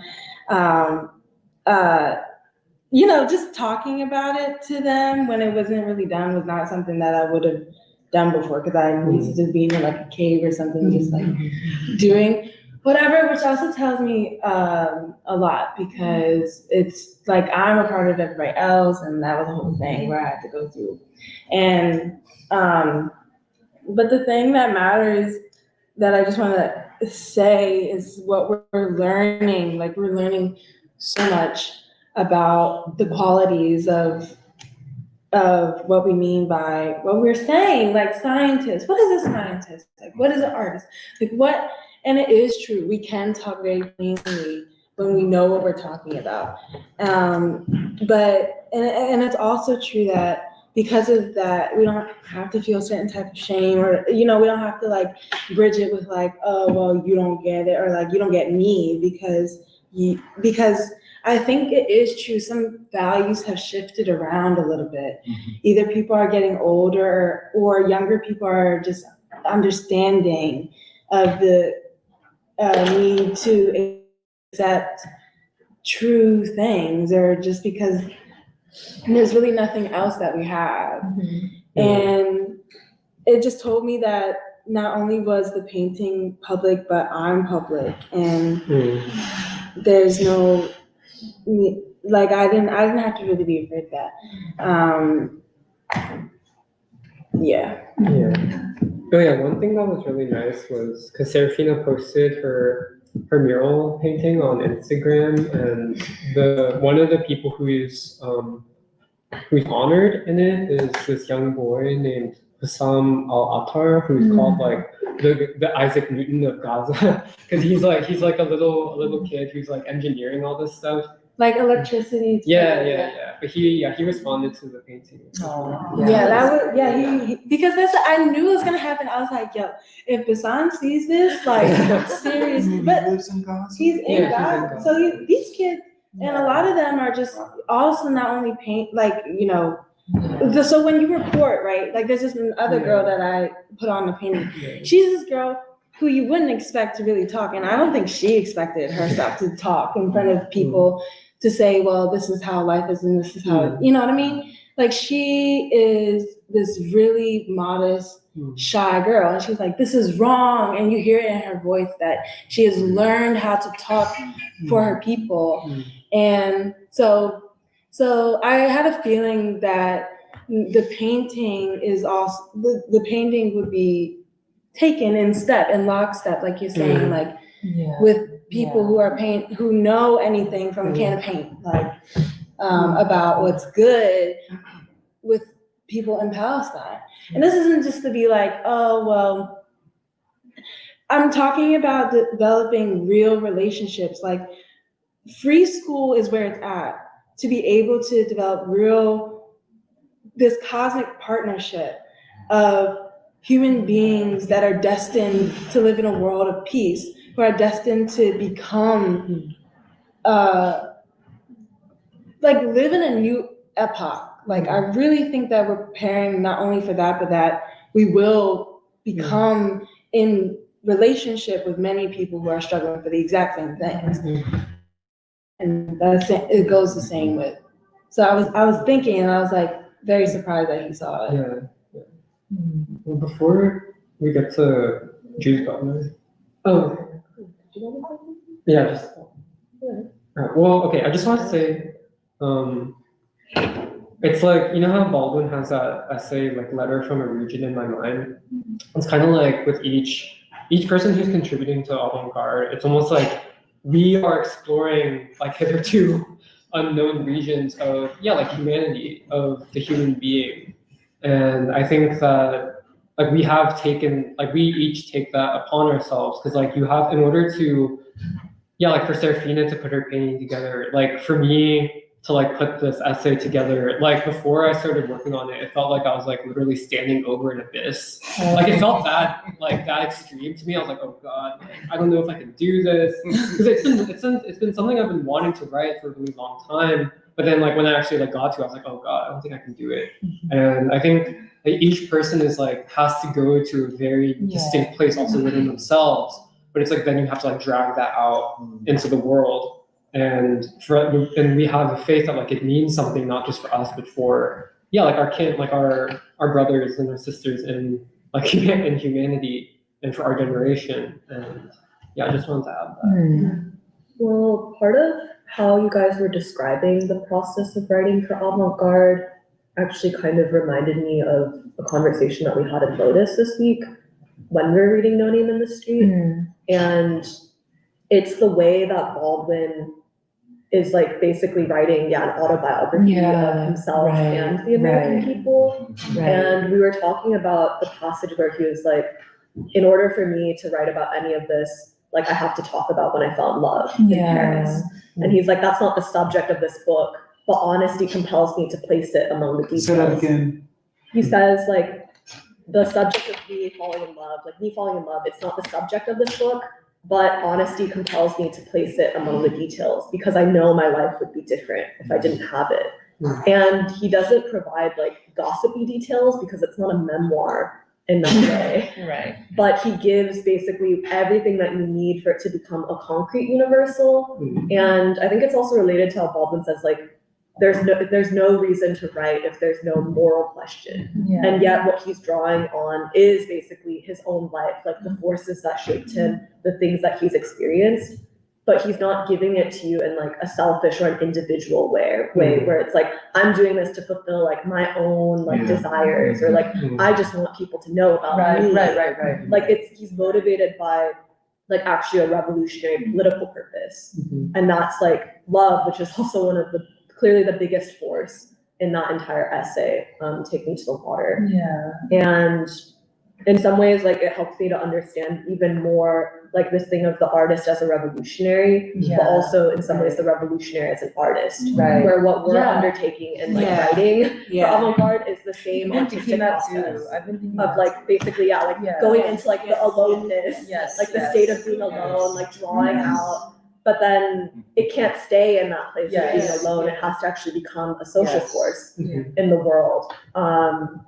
And I also liked this thing of like, who is the audience, and this idea of us as young people, and thinking about Avant-Garde and the event together was actually really helpful for me just now, because like this idea that maybe we've won over the older generation, but we're Yeah, trying to still right. figure out the younger generation. But this thing of us, particularly in a stage of development, where it's our responsibility, like we are taking it on our shoulders to do it, and to also develop a new language. Because I think what we're realizing is maybe that the point is not to translate King No. for a younger right. audience. Like we're not trying to say like, oh, we're just going to describe King endlessly. And maybe if we say the facts enough times, people will feel the same way that we felt when like we discovered King. It's not like that. It's almost that instead we take King as our models, and we're actually trying to basically embody or become like the same, like, the same standard as King or Diane Nash. And in that way to speak directly to young people, Right. like not translating something and making it an indirect thing, but actually just directly speaking in a new language that they will like, I don't know, like be compelled to learn, or like feel like they can speak. And like just speaking in the new language, the new assumptions, like, cause I think that's also what the hard kind of courage is, which is that like, that's the assumption, like take it from there. And there's also an interesting thing about the whole purpose, or like everything that drives us, is the desire to actually be worthy of the people.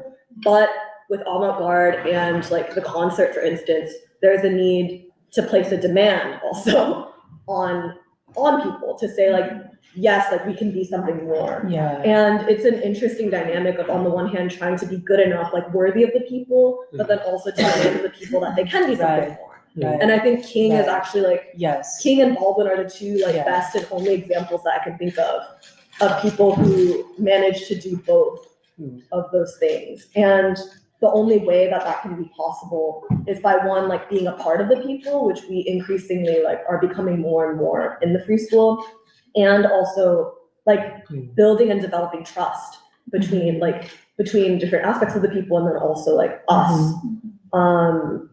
And I guess it's also interesting that this comes out of the Beyond Vietnam speech, like breaking silence, because in some ways it's not that we're breaking the silence and that we've been silent this whole time, but it is something new because we're trying to learn how to speak or learn how to be in a different way.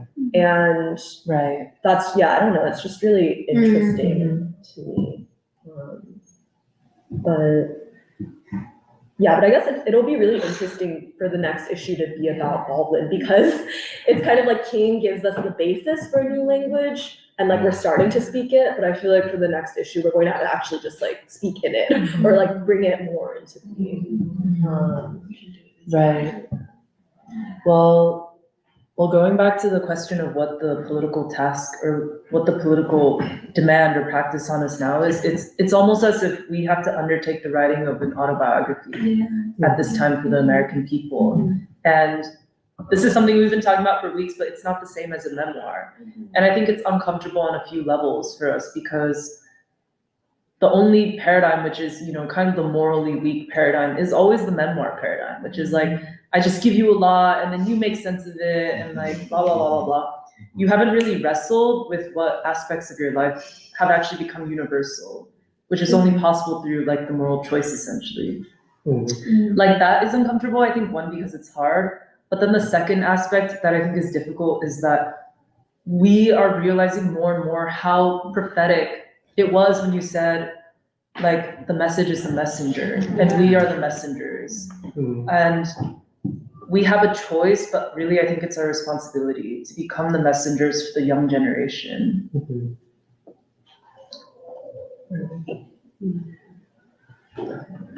Okay, so with that, we can go to the next portion of free school, which is discussing Judith Butler, the Vatican, the Catholic Church, questions of gender, which we've kind of touched on before, but I think going deeper into it today.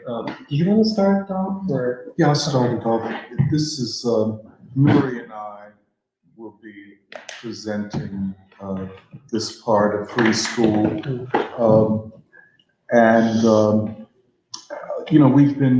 We've dealt with Judith Butler before, I think a few weeks ago, and she keeps coming up. She's written a new book, and it's getting a lot of attention. There's a New York Times review of it. Last week, the Vatican delivered a document entitled, I won't read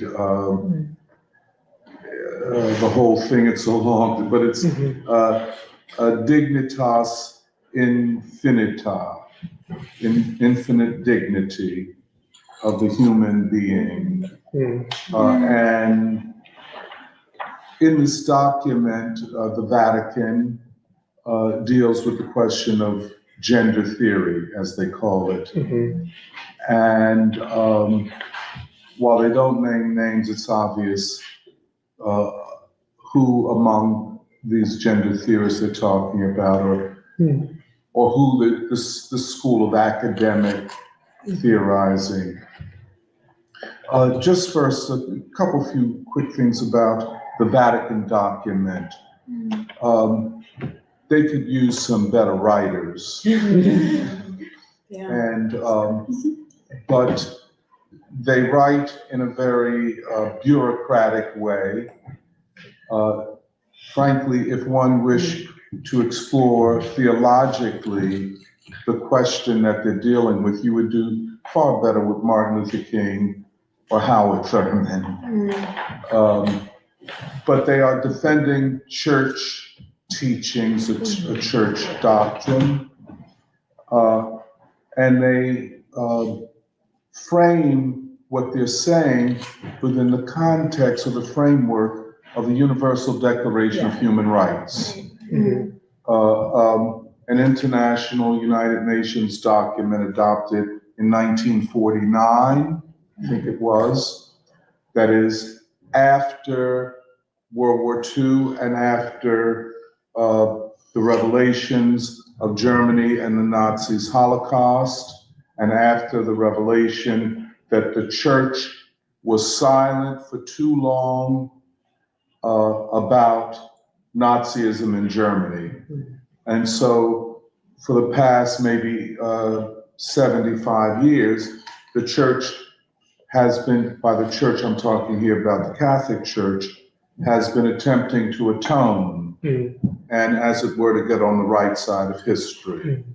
But again, the church, unlike Howard Thurman or Martin Luther King Jr., are not committed to any kind of liberation theology, although they do uphold the defense of the poor, the immigrant, the racially oppressed, the colonized, and so on.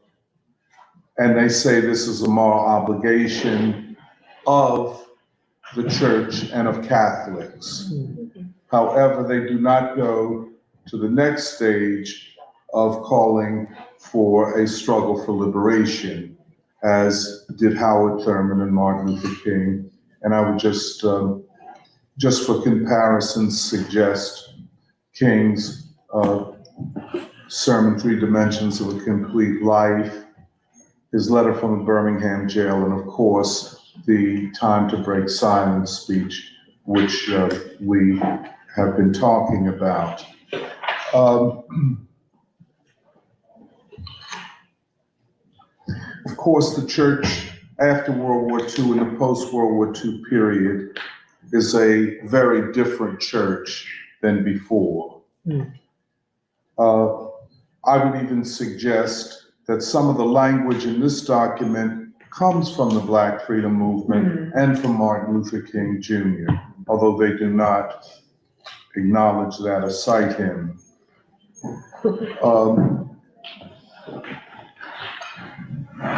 The central and generative category of this document is the concept human dignity. This is very important when we get to the contrast between the Vatican document and Judith Butler. Not to mention our standpoint of, rooting ourselves in the Black freedom movement and so on, as we have done. And so the church in this document says it is upholding human dignity against forces that would undermine human dignity. And so the document is a theological way of the church conforming to international law and to the mandates of history. And as I've said, it remains hollow because it does not call for an ongoing struggle for freedom.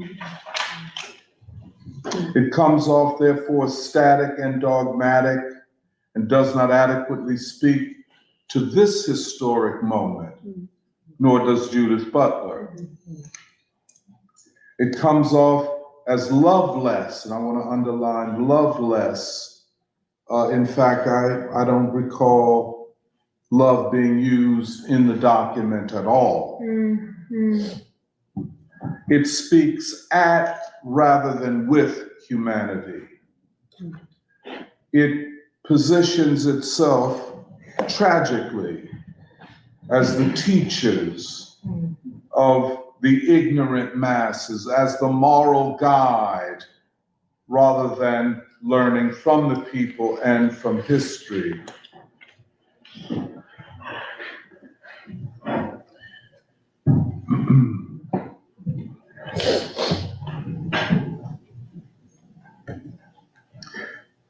I mentioned already King and Howard Thurman and Jesus as a liberator. This is very, very important. And therefore, because the church cannot see Jesus as a liberator, it is very weak in its capacity to engage with new gender theory. And I'll give you a way that I think it can be done when we get to Butler. However, what Baldwin does, and this is important, is that he takes all of the values expressed in King and Howard Thurman, that is Jesus as a representative of the liberation forces of the disinherited, as Thurman would put it, and adds to this the question of human sexuality and human desire, but puts it within the historic moment of capitalist oppression, racism, and inequality in society. How can you love? What does desire look like when at every turn the subject, the individual, faces oppression and discrimination?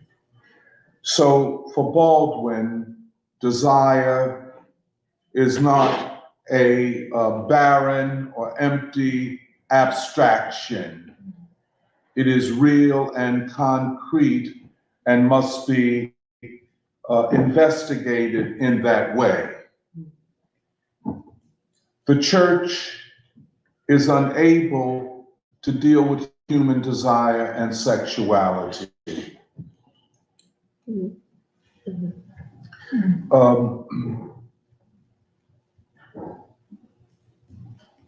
Now, Butler does not start with God as the church does. The church argues that we are all creations of God. and that God is within each of us, and the God in us must be protected because the dignity of the human being is a gift from God. I think people who are Christians are probably familiar with this type of thinking.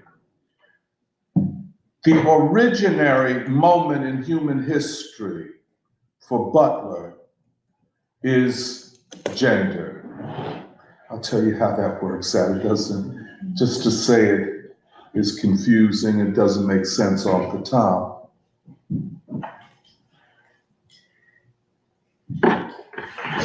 Human history is ultimately the history of gender and gender oppression. Unlike Marx, who said the history, all previous history is the history of the class struggle. Butler argues that she is talking about a longer and older history, almost from the moment that the modern human emerges.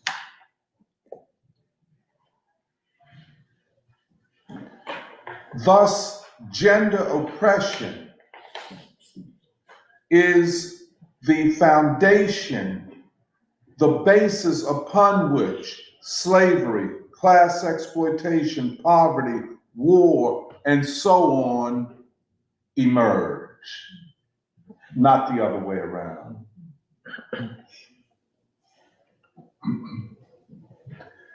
The principal institution of gender oppression, which is as old as humanity itself, is the patriarchy.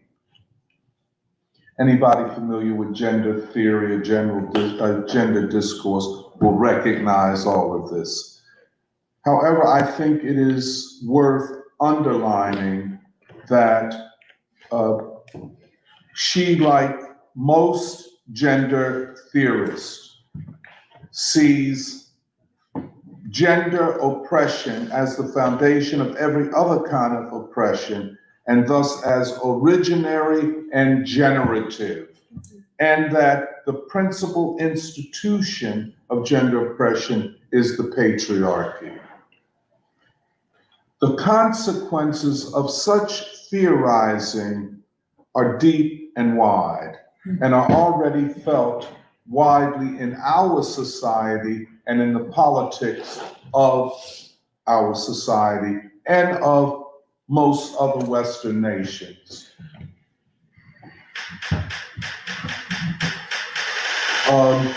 Now,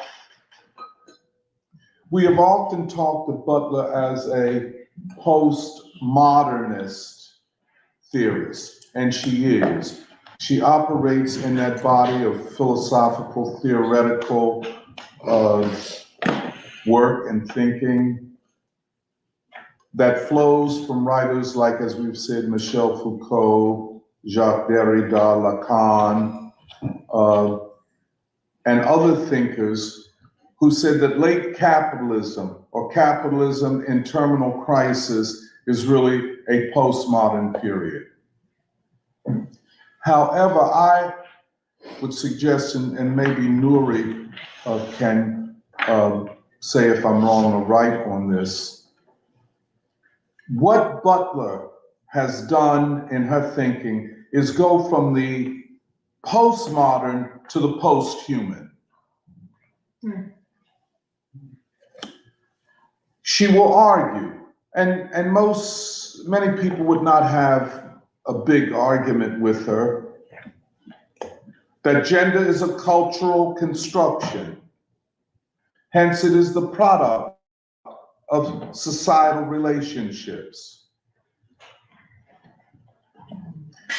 What would be problematic is the conclusion that she draws about social change, and she says that social change begins with the change of gender rules and assumptions.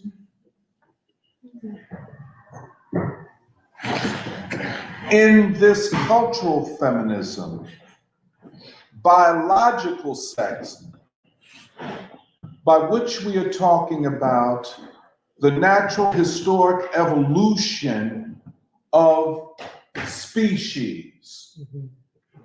Let me just say that over the several million years history of natural evolution,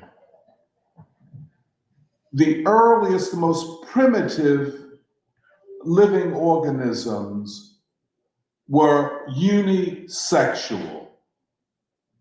In other words, the split of biological organisms or living organisms into two sexes, two biological sexes, was not always the case.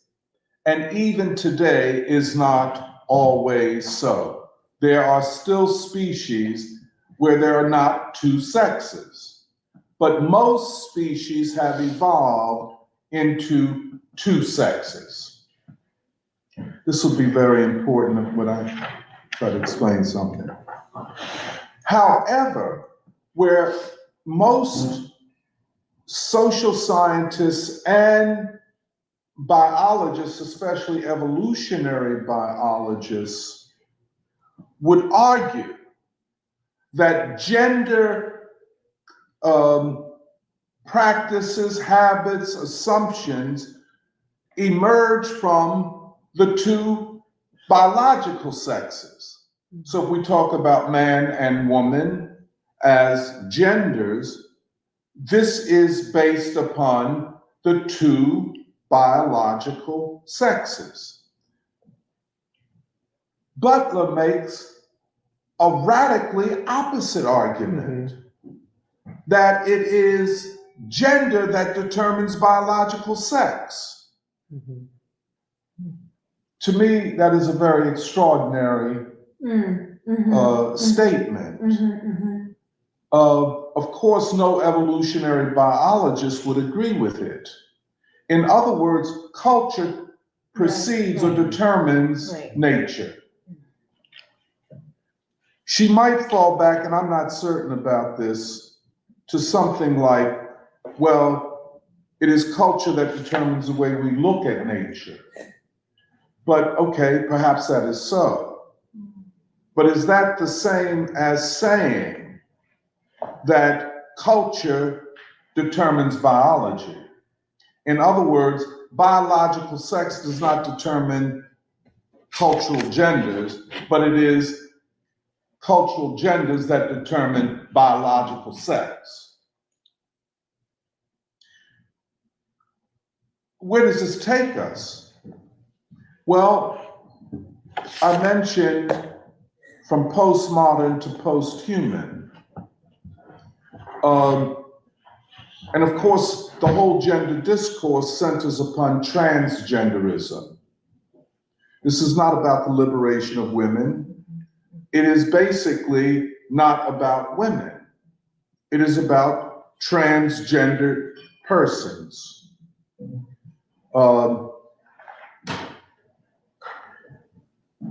The vision is to recreate something that ceased to exist several million years ago in nature, that is a unisexual reality, where there is no sexual identity, either biologically or culturally. No sexual identities that are different. That the assumption is that technology, and I guess pharmaceuticals, can recreate a unisexual, single gender reality.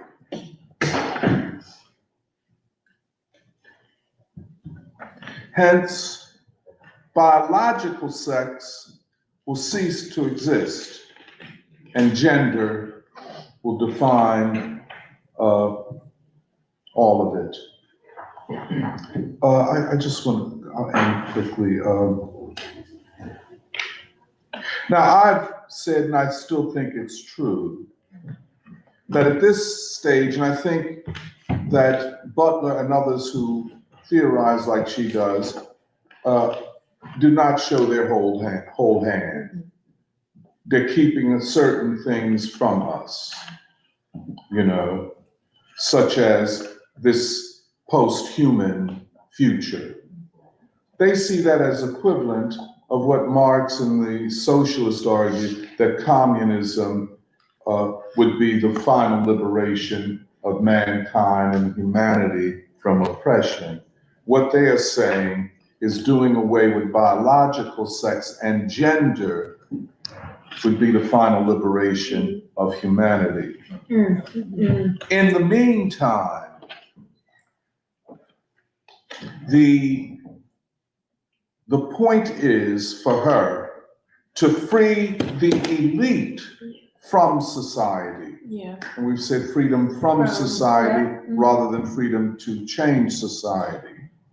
That the rest of us will be drugged along by this powerful elite who will control mass media, university education, and most importantly, technology, to create increasingly new people who are not like any other humans in our species. And thus, we will go back in new form to this unisexual, non-gender reality. So that's what I would say. And so the church, my last point, the two things, the church, the generative concept is dignity.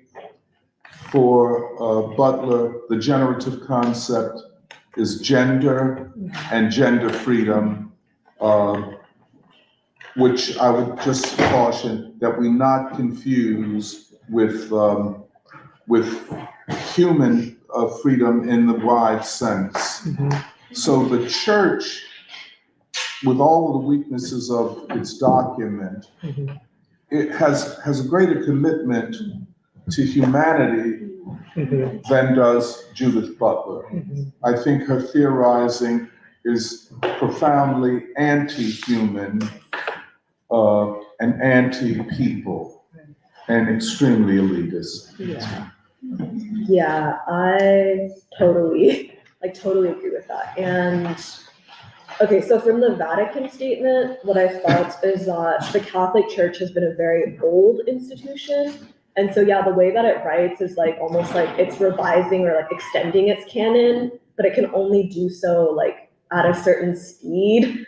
Like it's unwilling to basically make super radical breaks. It's trying to establish like the continuity of something. And because of that, that's building on like centuries of like theology, like theological exploration, and also in some ways like the European like humanist tradition of like, for instance, the way that they define the classical definition of a person is as an individual substance of a rational nature. And that's where then they derive human dignity. And it's interesting because they have different categories of dignity, like ontological dignity, which is just like fundamental dignity because you are made in the image of God. But then there's moral dignity, which is like you can lose your moral dignity if like basically you do evil or like immoral things. But that's sort of a conditional dignity, whereas ontological cannot be like defiled at all. And then social dignity, which is like if you're not afforded social dignity because you're oppressed or you're downtrodden. And then there's this interesting category of existential dignity, which is that when you yourself basically are not sure whether you really feel you have dignity. And I think like mental illness or like especially the state of youth, I think is sort of more pretty irrelevant to existential dignity. But basically I see it as the Vatican also is basically, it is trying to say something for people, but it's out of touch with the masses. And yet like it's trying to move with the times, but it's bound up in like a certain tradition that is difficult to break out of. And I agree with what you were saying, which is that they are trying to respond to the crisis of Europe and basically the post-World War II rupture. And I think they recognize that that's what they're trying to respond to, and like, not sure how like successfully they they actually are able to do it. But the interesting thing is that I think Judith Butler is also basically responding to that like World War II Holocaust. Like that's her pivotal reference point. And because, okay, I tried to start reading her new book, the Who's Afraid of Gender book, which came out in March. And it's kind of it's not that difficult in that I don't think it's as like philosophically complex as like Gender Trouble. Like Jeremiah and I were talking about how she's kind of fallen off philosophically, where it almost feels like she wants to dive more into like the political, like the polemic, like she wants to actually like go into the culture wars or like basically this left-right argument. And she kind of like, she's happy to like oblige and be like the cultural icon or like the reference point for that. And I say that because her primary like theoretical tool or like the way that she is framing this whole thing about gender is basically saying the right is like terrified of gender, like who's afraid of gender. And so gender to her is like a bogeyman or like a phantasm or like basically a horror category, like a psychological category where like with the Freudian like ghost or whatever, it's not a real thing, but it's a site of anxiety that you project all of your fears onto.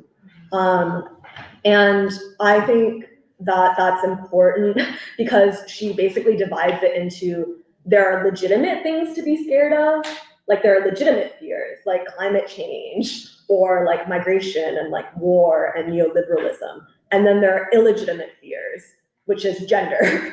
And she is the arbiter of basically what is a legitimate rational fear and what is an irrational fear because she's basically the academic who gets to decide. And there are certain, and yeah, like basically I think she's also taking the position that these academics don't have to take, they're not responsible for any of the bad fears, like the actual fears, like war or climate change or racism, but they basically, but then the right is trying to like tie them to the fake fears, but that they're not responsible for it. And yeah, like she talks a lot, like literally about Freud, but she also literally says like there are legitimate anxieties versus illegitimate anxieties. And part of what I think is that this like academic left, like gender theory thing is really happy to dive into the cultural war because I think its position is actually to try to deflect from like the human issues of economic precarity and war. And yeah, by framing gender as like the issue par excellence of like humanity, like the central issue, that's kind of how it's able to almost like try to do a sleight of hand to like distract from a lot of the anti-human aspects and to say like, actually, this is the most liberatory, like it's the most liberatory like framework or like category that everybody should ascribe to, even though like the only path of freedom that it's trying to like achieve in any way is like purely individual freedom from society. And part of why I also think that's interesting is that this anxiety or this fear, like this obsession, is like psychologically very strange to me, but I think it's, okay, there are two parallels. One is that you could argue that they have the exact same anxiety and psychosis about Trump, where it's like, who's afraid of Trump? And it's like, Trump is like a category that generates like literal psychosis and anxiety that you're completely irrational about and you project all the world's problems onto, and you're not actually talking about the thing at hand. But it's like really weird.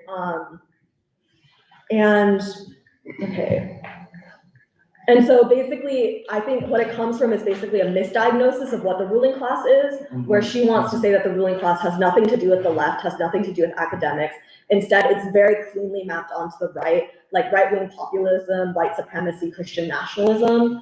And there's like no nuance or flexibility at all in those categories, which I wasn't entirely, like I was kind of expecting it, but I was shocked by how like totally blatant it is. Like those are assumptions for her that she has never once had to question and has no interest. I'm sorry. Oh no, just like, you know how we say that actually like left and right is basically collapsing, like these are not categories that hold up in the same way. For her, she's living in a world where those are still like unspoken like assumptions. They do not need to be interrogated like at all. And she assumes that basically everybody is with her on this. Okay, and then, okay, so here's a quote. As a consequence, circulating the idea of gender's destructive powers is one way to produce existential fear that can then be exploited by those who want to enhance state powers with the hopes of returning to a secure patriarchal order. And so, yeah, Judith Butler is trying to frame the ruling class and its intentions as like one thing, which is totally separated from the gender thing. Like basically the ruling class is the one who is like anti-gender theory. And so she obviously thinks that Trump literally represents the ruling class, that like right-wing populism, Christian nationalism, that is the ruling class. But yeah, I think that her, like what she thinks the right-wing's idea of gender is actually like these left-wing academics trump, because you could fill in the exact same sentence, like circulating the idea of gender's destructive powers is a way to produce existential fear that you can leverage to create and manufacture support for the state. But I would say circulating the idea of Trump's destructive powers is a way to produce existential fear that you leverage to actually secure the state. And so, yeah, she wants to like say that, basically she wants to say that weaponizing gender and basically promoting like queer phobia, or like saying that queer people are the problem, that's authoritarianism. And she is also doing this thing where she's saying the way that people are targeting gender theory or saying that like queer people are the problem, and they like disrupt the patriarchal order that could be, she's saying, like, I know that she gets this from like the Holocaust, where she's like, oh, like I know that fascism used the fantasy or like the phantasm of the Jew to like pin all the problems of society onto this category of person, and that justified like the Holocaust.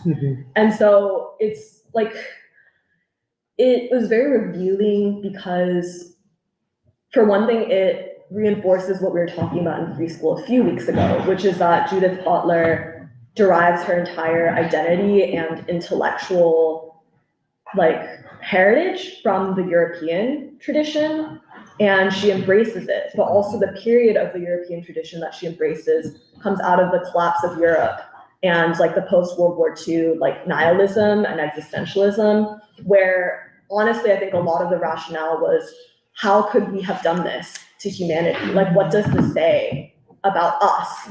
And really I think it's like, what did it say about European, like the European tradition? What did it say about like white supremacy? But instead, the way that it got internalized and projected was like, humanity is like always capable of fascism. And who do you pin fascism onto? It's not the genteel European liberals who are happy to support fascism, like Baldwin was describing in No Name in the Street.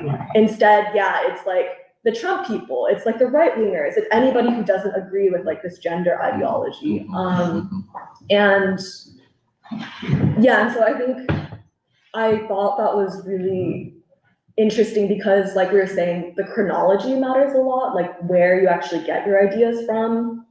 And basically, I think it helped me realize that I think this postmodern framework, like postmodern theory, the fact that it comes out of, like the post-World War II order is almost like, it's not postmodern, it's basically like perverting modernity.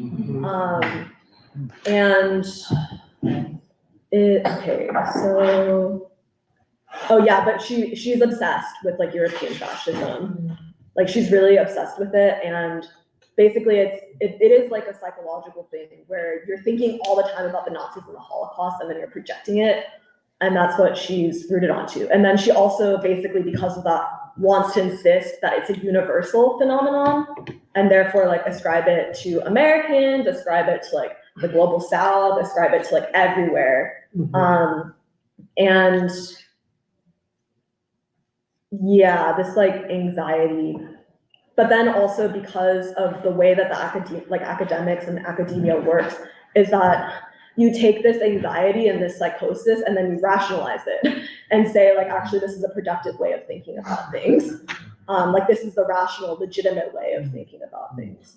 And so to sort of like, I still want to read the rest of the book because it's interesting to me how at this point, yeah, like Foucault, Derrida, like Lacan, this random guy, Planche, like she's absorbed them and she assumes like it's her natural assumption that that actually applies to the entire world. But having been sort of outside of this world for a few years, like reading it again, I was like, this doesn't make any sense. Like starting from like first principles, it doesn't really make sense. And also what you were saying about the postmodern to the post-human, I think, I don't know exactly what the post-human is, but I definitely do think that it's anti-human. Because it's basically trying to project, like it almost projects a sort of inhumanity or like evil onto the masses of human beings, and then says like the elite, like academics, are the ones who are the most moral, the most legitimate, the most thoughtful, the most rational. And she actually, like in the rest of the book, she says that these people who are anti-gender are anti-free thinking, anti-critical thinking, they don't want to read, and that basically they're, like she literally says, they're so authoritarian, like they don't want to think, they just want to submit themselves to like an authority.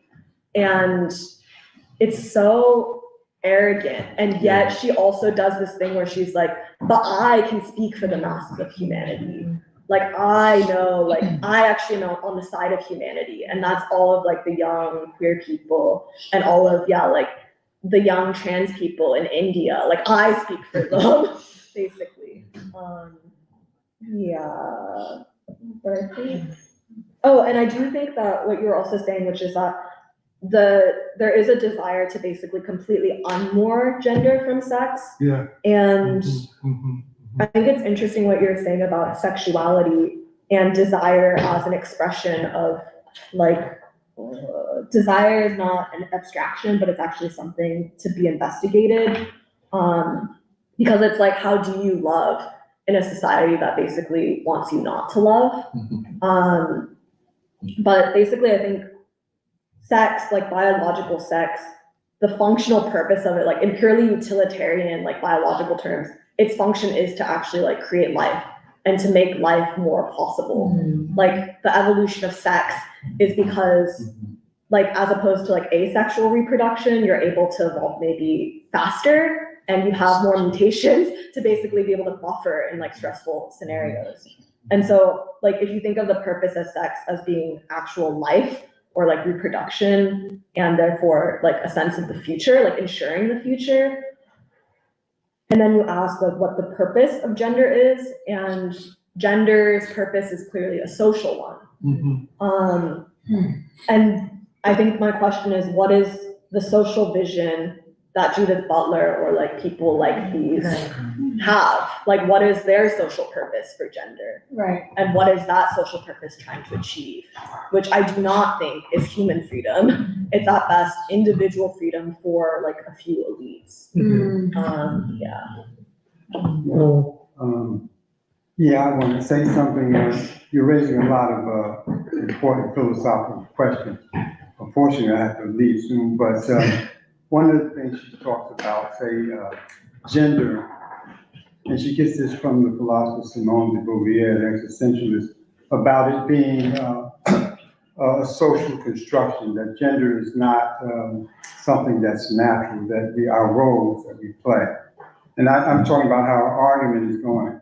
And also, the thing where she talks about value, I'm talking about where she's getting ideas, and you're right about Foucault, where she talks about Hume, talks about what he calls a fact-value distinction.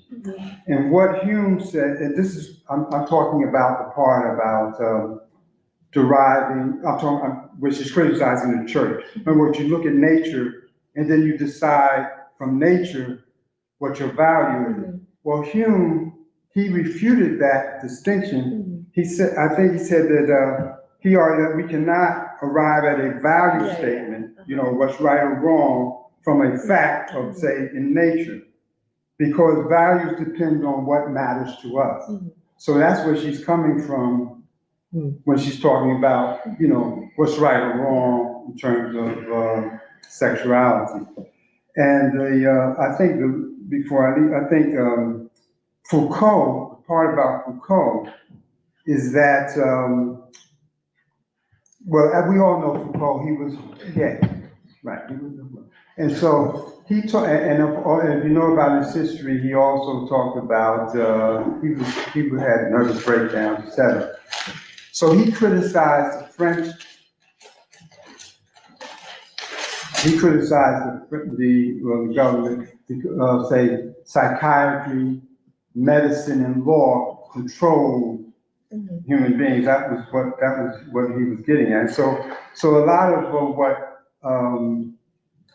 Judith Butler is talking about, because she's also gay, talking about their lived experience, and also that comes out of talking about the lived experience. Also comes from the whole her spiritual role, the whole continental thing. So I'm really just explaining really what, you know, where she's coming from, you know, the roots of her thought. And you're right about coming from that. And also, it's, as I was talking to Tony the other day about its relativist, you know, value, about, you know, the postmodern part about postmodern vision is that we have an objective value that something is right all over, but she's coming from that postmodern about it. Values are relative. Yeah. But anyway, I just wanted to share sort of the philosophical grounding. I also wanted to add to this discussion because I think this is something that, Doc, you said last time, where you were drawing attention to the fact that her first book comes out the year that Baldwin passes away. And I mean, I think this thought has taken hold of me the more I've tried to explore her, like, you know, the range of things that she's worked on and so on. And I'm starting to feel really strongly that her entire scholarship, or, you know, the purpose she served is an attack on the Black freedom movement because it provided an alternative.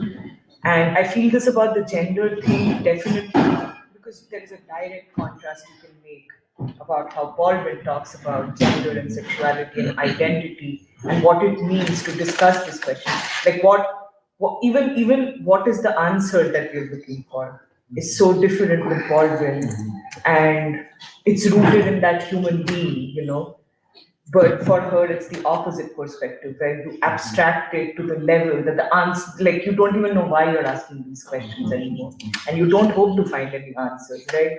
But then I was also interested that while one aspect of her work was on gender and gender theory, then she also wrote that book about nonviolence that Jeremiah had brought up. And I tried to read it. It was not very easy, so I've given up on it for a little while, but I'll return to it. But I was reading what other people, when reviewing that book, how they highlight the essential things that she brings to the table. And it's a complete attack on King's vision of nonviolence, or Gandhi's vision of nonviolence. Because, you know, I think of that, the way that Baldwin talks about King and the civil rights movement. He says that King was able to do for the first time what nobody had been able to do, which is to make this a question of the moral choice, to bring it to the individual heart, and to make it the resolution of it, the province of individual will. Butler does the opposite. She says that nonviolence, as long as we think of it as having any connection with the individual, it's always just going to be performative or an act, you know. So she completely, she cuts off that way to understand this as a way to create a new kind of human being, you know, a new kind. It's not just a strategy or a, it's not so formulaic. It's really a way to transform the human being and to create the kind of human being that's needed for this world, because the world has changed from how it used to be. And then even the interpretation of, or even the formulation of violence as something to be interpreted, right? You know, violence has, she literally has a quote like this, which says, violence is always interpreted. Where I think what she's trying to say is that violence is a natural consequence of the human, but not the consequence of an epistemology or a way of thinking that's rooted in white supremacy. That's what I get when I think about how King talks about it or Gandhi talks about it. That this is the outcome of a worldview that does not recognize the human being, that does not recognize peace as a prerequisite for freedom. And I really feel like in every aspect of her work, the formulations, the obscuring that she has, done has been to reverse some of the gains that were made by the Black freedom movement, to obscure everything, to abstract everything to the point where you've forgotten why these questions came up in American society, why people were struggling to even answer them. You abstract it to the level where you don't really know what you're talking about. That's how because I think, well, Lori, but didn't she, I think she said, because the focus is not upon the United States, but it's Europe and the Holocaust. Yeah. And so if it's Europe and the Holocaust, what happened here, slavery, transatlantic, that's just a footnote to the larger issue. Yeah. Well, yeah, I just wanted to add, I think one part of it, which is the irony of this whole situation, which I think you guys were also pointing out, is both postmodernism, but also even what the Catholic Church is trying to do, both of those emerge from post-World War II moment, and specifically what happened with the Holocaust and everything, where the Catholic Church in particular, was basically complicit in what happened. But I think the irony of the situation is that first, the Catholic Church today is not the Catholic Church of the 1400s, for instance, where literally back in those days, the Catholic Church was the actual ruling institution of the West and of Europe in particular. And it's not that anymore. And I mean, it's one thing is I think everyone knows the Catholic Church is actually strongest in Latin America, for instance. And you can make arguments about whether the Catholic Church is still a colonial force in that sense, or whether it has actually become part of the self-organization of the morality and social values of people in the global South. But one of the really interesting terms that is mentioned in the Vatican statement on human dignity is they refer to gender theory as ideological colonization.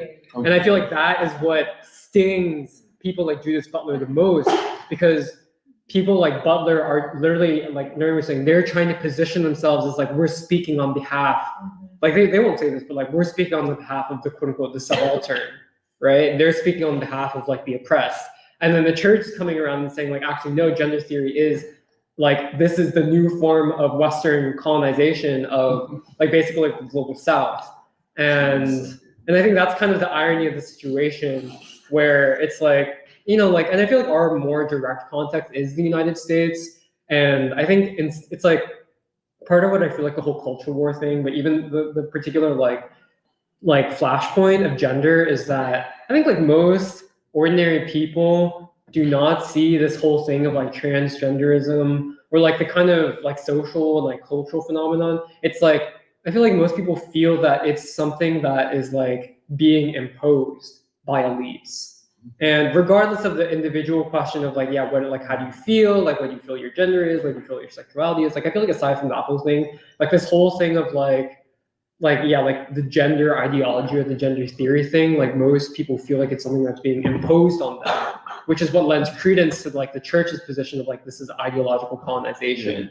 And that's the irony of the situation, where it's the elite are imposing gender as the category of freedom. Whereas most people receive it as this is something that is being imposed on us as a society. And I think that's kind of the irony of the situation. But I think the other thing that I wanted to talk about was what it's like for those of us who have been on the inside of this whole life world of academia.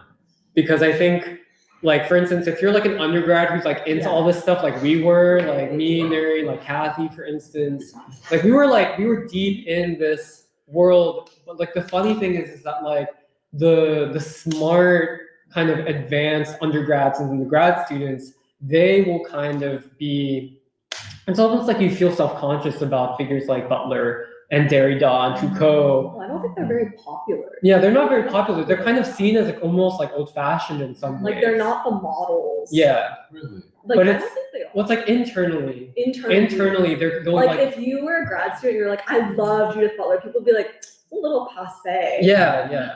So like that's kind of like internally funny. like the dynamic that happens where it's like no one wants to say like, oh yeah, like I'm writing my thesis on Judith Butler or something. It's like maybe you would write about like Donna Haraway, Yeah. for instance. Like so Donna Haraway was the person. Unfortunately, her name sounds like Donny Hathaway. But her name was Donna. She was the person who kind of popularized the post-human thing Yeah. within the context of gender studies because she came up with this category of like the cyborg. She had like the cyborg manifesto, which was also kind of building on this idea of like the end. That was also the operative thing. Like, was the end of gender as the achievement of a post-human utopia? But the funny thing is that so there's the internal world of like academia where all of these like young like aspiring academics are kind of like they're not really as into Judith Butler as you might think. But then in the public sphere, in the public world, all of these academics feel very defensive about like all of these attacks on Judith Butler, on post-humanism, on like feminism, on postmodernism, because they feel that they are attached to still the legacy of Judith Butler and of Foucault and Derrida and postmodernism. And yeah, like the irony of the whole situation is that part of what like these academics like Judith Butler are responding, like they're reacting to is basically humanity saying like, no, we don't accept, like we're not gonna accept this anymore. Like we don't accept postmodernism. We don't accept like this whole post-human thing. And we see it as an imposition on us. And I think that a lot of like where a lot of academics are like reacting to is like, for the first time, they're being exposed as part of the ruling class, but they want to kind of lock themselves in and be like, no, like actually what's being attacked is like freedom, like our freedom. What's being attacked is like academic freedom or all this stuff, or what's being attacked is like, you know, this whole progressive vision of the world, which we still somehow see ourselves as part of. But like the irony is like there's a huge dissonance between the kind of private world of these intellectuals, of these like this like rising academic class, especially the younger generation, and versus like what they feel like they have to like close ranks and defend in the public world. Yeah. Yeah, I actually never had to read Judith Butler in my classes. She would just be talked about. And that's why like actually reading this book has been interesting for me. But on the contrary, like two freshmen that I know who go to Penn, they're not majoring in comparative literature or like the humanities, but both of them have individually taken it upon themselves to read Judith Butler at the age of like 18, because they feel that it's important because of basically all of these review articles and like all of this news and the fact that she is at this point like an icon. And I think that is actually how like basically the ideological colonization works. But part of like, I think how this like gender theory thing is also used is that I think Judith Butler even says that actually the internal discussions of what's happening at these like gender studies departments, there's a lot of like differences and disagreements and like contradictions and like there's dynamism. But what she says is that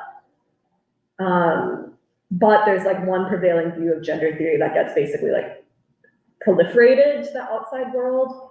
And I feel like there is a big dissonance in terms of how people actually experience it and discuss it and want to use it for themselves in like academia versus how they want to use it in like the outside world. And yeah, like I think I don't know, I'm still like trying to wrap my head around it, but I feel like there's a really strange, like almost personal development that happens in these academic circles where you increasingly identify with certain ideologies, not even necessarily because you truly believe in them, but because they're a marker of like your like role, like your status or like your place in the pecking order.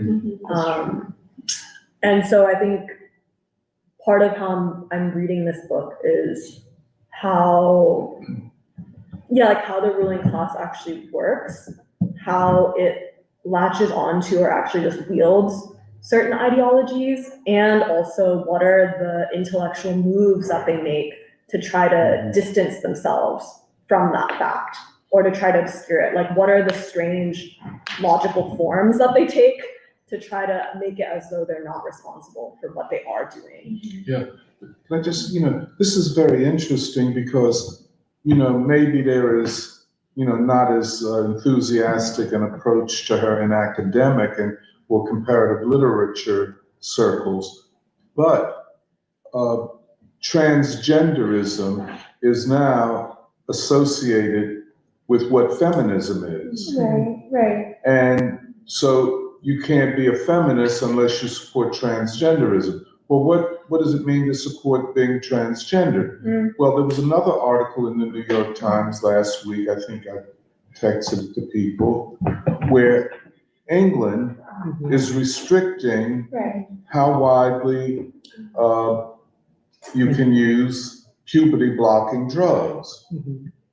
Now, this is hugely important that they have begun to restrict it because transgender and women's health have begun to be associated as one and the same. In other words, women's health or the health of people from a psychiatric point of view is more and more being associated with one's sexuality. What do I mean by that? In other words, one of the things they showed in this article about London is that something close to 80% of young people who came saying that I don't feel comfortable, my sexuality, or my biological sex is not who I am, and I need to change my biological sex. And psychiatrists have treated this, what they call it, dysphoria, sexual dysphoria, by saying, well, yeah, I hear you, and now I'm going to prescribe gender-blocking drugs for you.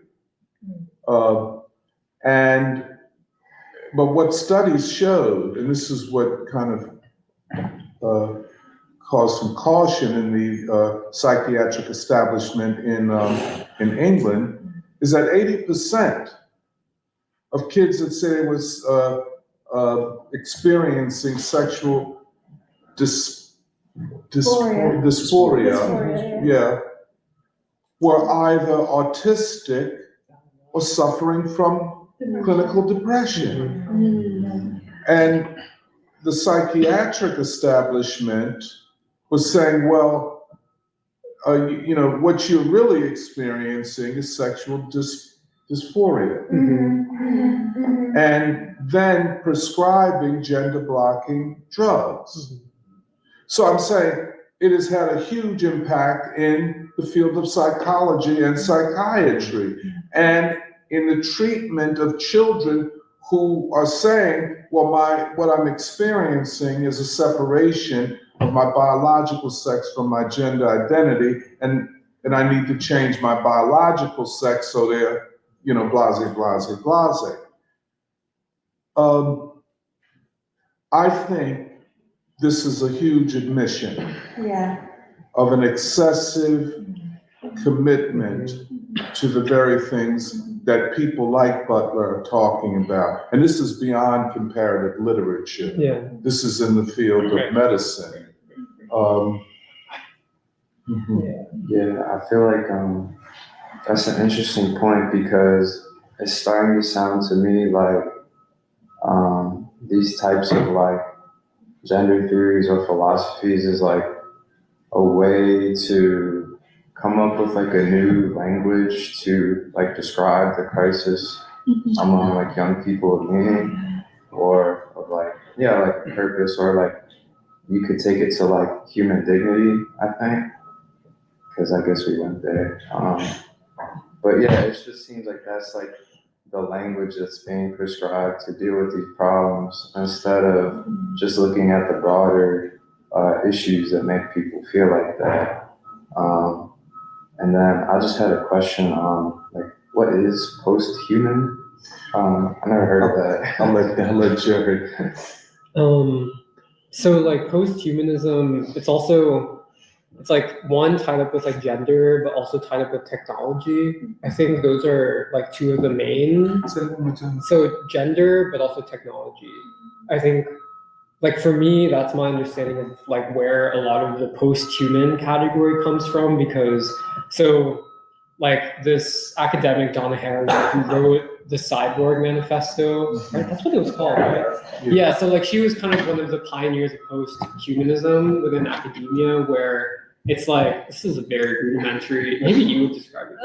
No, I'm not so certain I could. I was gonna say one of the other categories that I feel like I came into contact with post-humanism is like it's gender, it's technology, but it's also like certain kinds of race studies of like, oh, like when the white European Western Enlightenment tradition used to define what was human, they excluded like darker human, which is true. Right. But then now the solution within like post-humanism is like if we can move beyond these like. So they're problematizing the category of the human and then because we can be more free. Like if we can go beyond that, which is both like.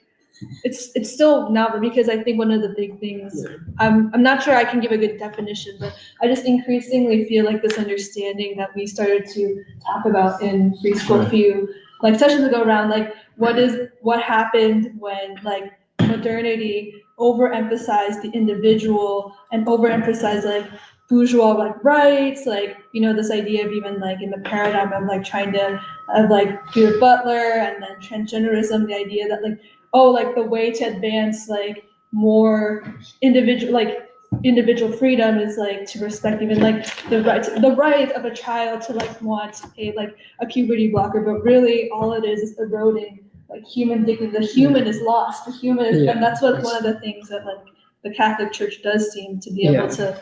But so basically, it's like the post-human thing. Its premise is that the category of the human is the problem, and therefore not the category. Human beings are the problem. Yeah. And so since if I can just see what they argue is that the original source of every oppression, be it racism, class exploitation, gender, or whatever, is gender. The oppression of one gender by the other. So, but the other thing is that how do you resolve the question? The resolution is in going to a post-human beings who are no longer bound to any sexual, biological sex. So, for example, a world where there are not sexual differences, that we're all the same sex.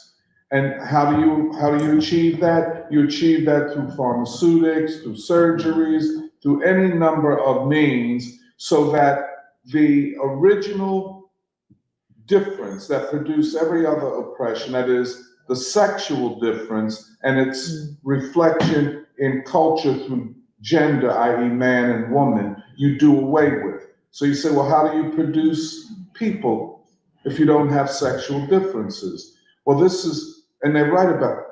Everything then depends on technology. It is the supremacy of tech, and who control a small elite. And thus it's almost something that you would see in a science fiction movie. Of a post-human being, where biological evolution has produced who we are. Well, now we will change all of that through technology. And therefore, like Butler says, gender or culture determines biology. There was a book written back in 2011. Speak up a little. There's a book written back in 2011, published it's called Sapiens. It was written by Yuval Noah Harari. What is the book? It's called Sapiens. It's called Sapiens. Sapiens. Yes. Oh, yeah. And what he talks about is that man has climax in terms of his evolutionary development.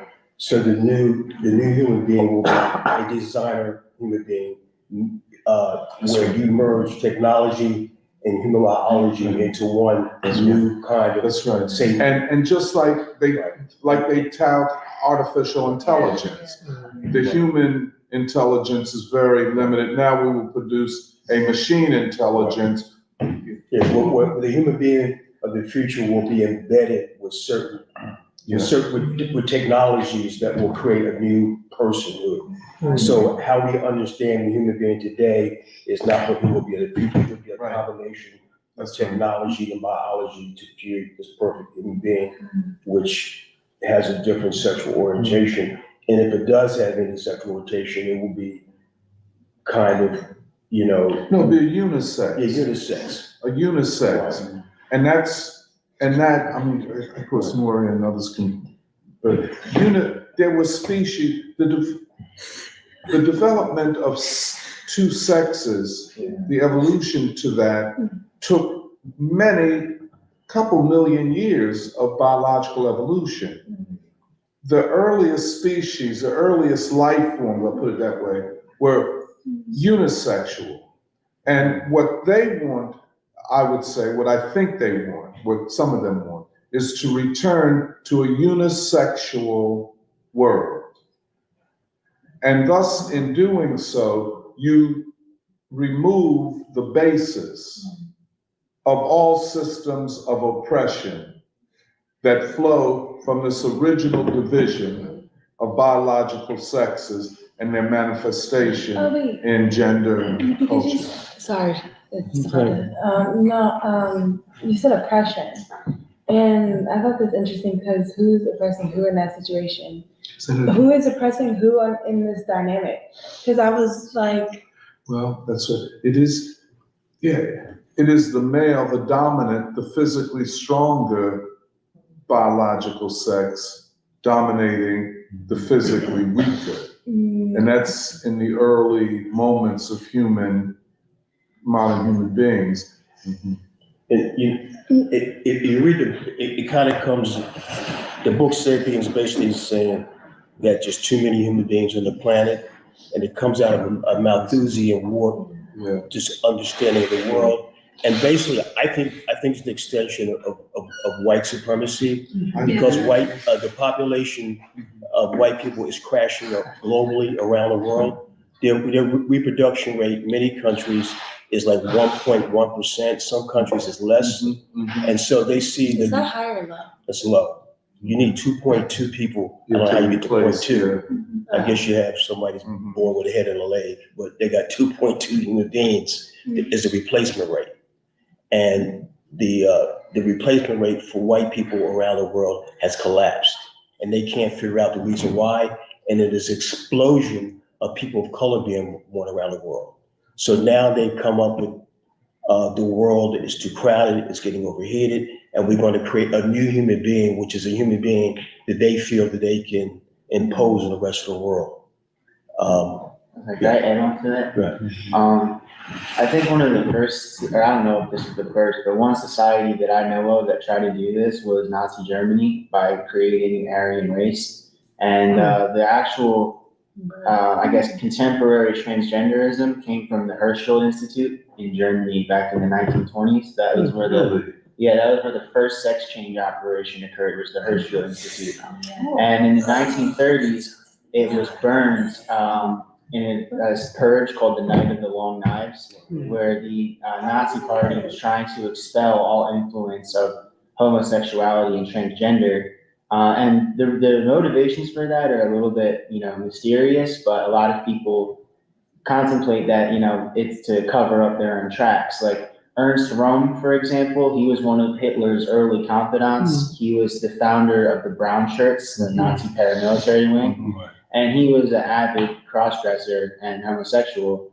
And, I don't know much about Judith Butler. I can't say I've read her, but when I hear this Holocaust comparison, it really troubles me because, there wasn't, at least as far as I know, there wasn't like an explicit oppression of transgenders or homosexuals during the Holocaust. It was, she'll lump them in with like certain. Yeah. I feel like when she talks about the Holocaust, if I understand, she'll lump in like sexual deviance together with like all the people who are. It's so inaccurate too, and it's like there were like codes in Germany that prohibited homosexuality that predated the Nazi Party, and you know, it ended up that a lot of people who were convicted under that code, I think 75% of them served in the Wehrmacht. So yeah, I just take exception to that you know, comparison. It doesn't sit right with me. And to kind of buttress what he's saying is actually Nazism came out of the study of the white Confederate South. Mostly all their philosophies of looking at the world came through the Confederacy. And the eugenics movement came out of the South. So actually the Nazis actually got their philosophy and their dogmas and doctrines from the Confederate South. Okay, and it's very, very fascinating. And there's actually books written about it. They wanted to design, Nazi Germany was going to be designed after the Confederate South, before the South's defeat. And eugenics came out of that whole that we have right now, genetically engineering human beings to create a superhuman being, came out of the United States. The United States was the fountainhead, and the amazing thing is that the United States financed Adolf Hitler. The ruling families in this country financed Adolf Hitler, and you know that if you've done your homework. Okay, and this country is heavily tied, even today, you know, to the Nazi movement. I mean, it's changed now. Now it's the World Economic Forum. But philosophically, it's the same thing the Nazis proposed under the World Economic Forum. It's kind of just redress. They changed the box, but inside the box is cornflakes. They just changed the outside where it says Raisin Bran. Many of their officers, Yeah. I'm sorry. Yeah, I'm sorry. I was gonna say, many of their officers ended up coming over to NATO after the war anyways. Yeah, go ahead. But yeah, I think it was very important for you to start this off by given the genealogy or trajectory of the position of the Catholic Church, which is their failure to, I guess, stand for some human values in the Holocaust. Which, I mean, as you mentioned, they were the ruling ideology that made possible the colonization of Latin America, for example. And I mean, it's real interesting, as y'all said, because the things that happened in Nazi Germany were not anything that wasn't already happening in Africa and in Asia and in America. And so it was this extension, the natural extension of the ruling class ideology that I think got out of hand in their minds. And they're currently still trying to position themselves as a force for good and a force for justice. But even post Holocaust, they were not able to do that. One of the most beloved popes that I learned about, because I grew up Catholic, was I think John Paul II, a Polish guy who has his claim to fame as standing against authoritarianism, standing against dictatorship, which is really opposing the Soviet Union and the anti-colonial forces throughout the world. So even after that, they never actually dealt with the origin of the problems, which were like what the value of the human being and universal brotherhood and love, and actually being a force for good as opposed to just a force justifying the ruling class. And it's real interesting.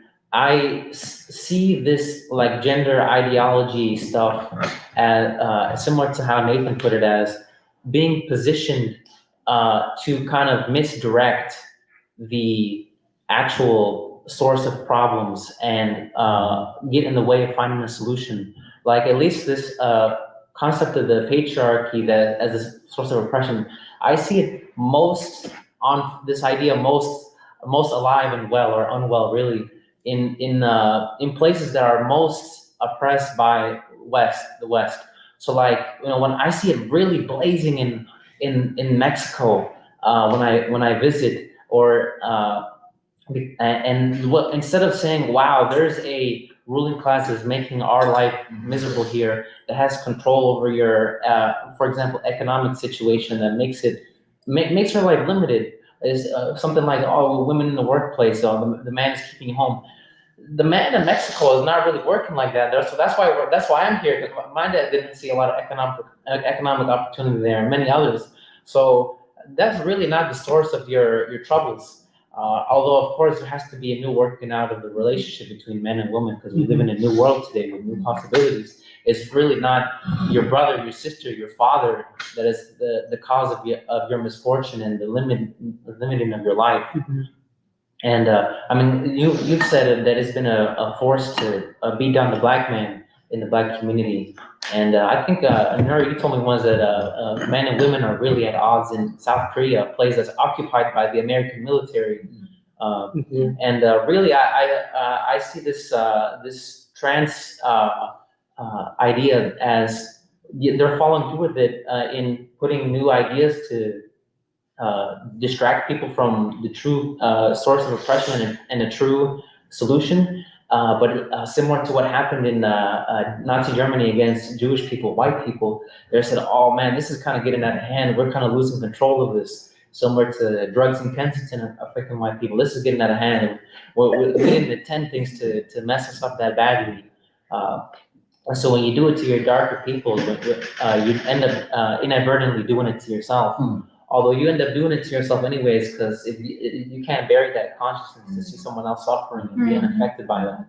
So, yeah, it's getting bad. I agree with you. I think this is why we're discussing it, because it is an anti-revolutionary ideology, which affects not everybody in society, but enough of society. And it is an influential set of ideas. And Judith Butler is a very influential writer and intellectual. You know, she has a public presence, but it is an anti-revolutionary idea. And I believe that it is very present in one another form in all of the various social movements and the left.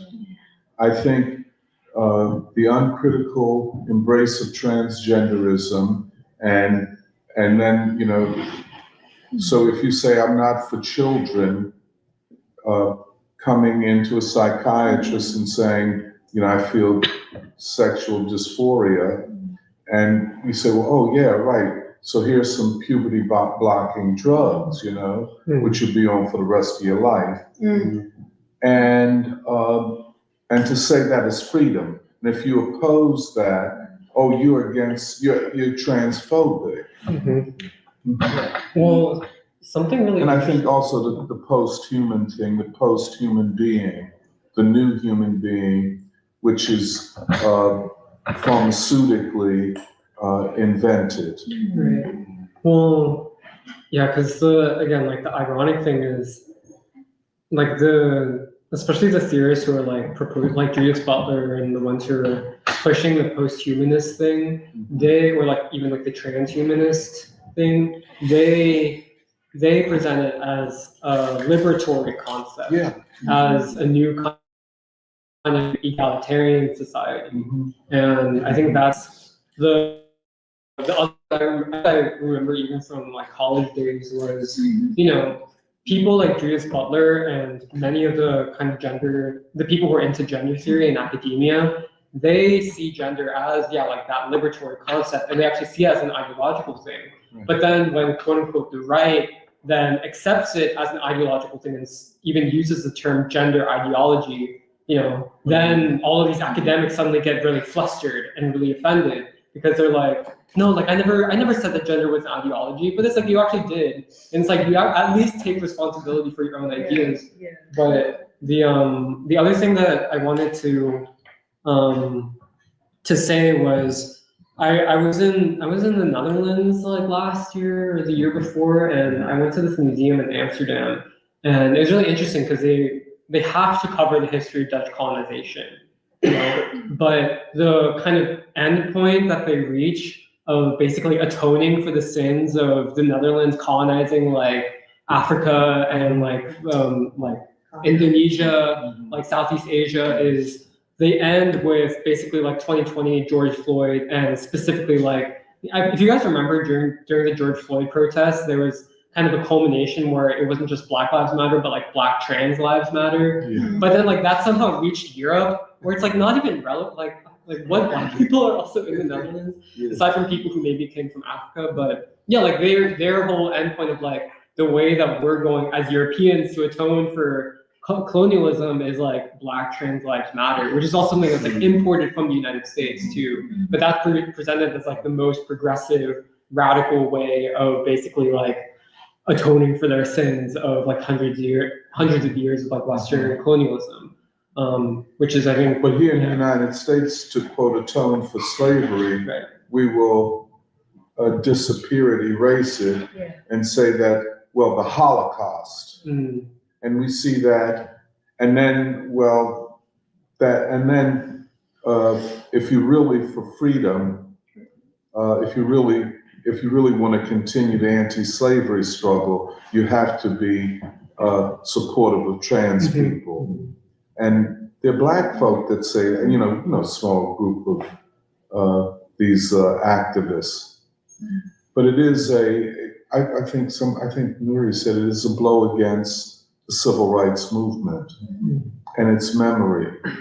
And just like one person who was here at the event said, well, I don't know, well, what was it about? I don't know what that was about. What was the line? You don't know who Martin Luther King was? You don't know, you know who he is. You're a opposition to what he represents because you want to, or Baldwin. Baldwin is not a favorite of the current LGBTQ movement because he is not seen as pro-trans enough or gay enough. He'll say this a lot in interviews. A man is a man, a woman is a woman, and you can't change. I remember actually when I was like still into some of the gender stuff in college and first starting to read Baldwin, actually that troubled me. When Baldwin would say a man is a man, a woman is a woman, a child is a child, and you can't change these basic things.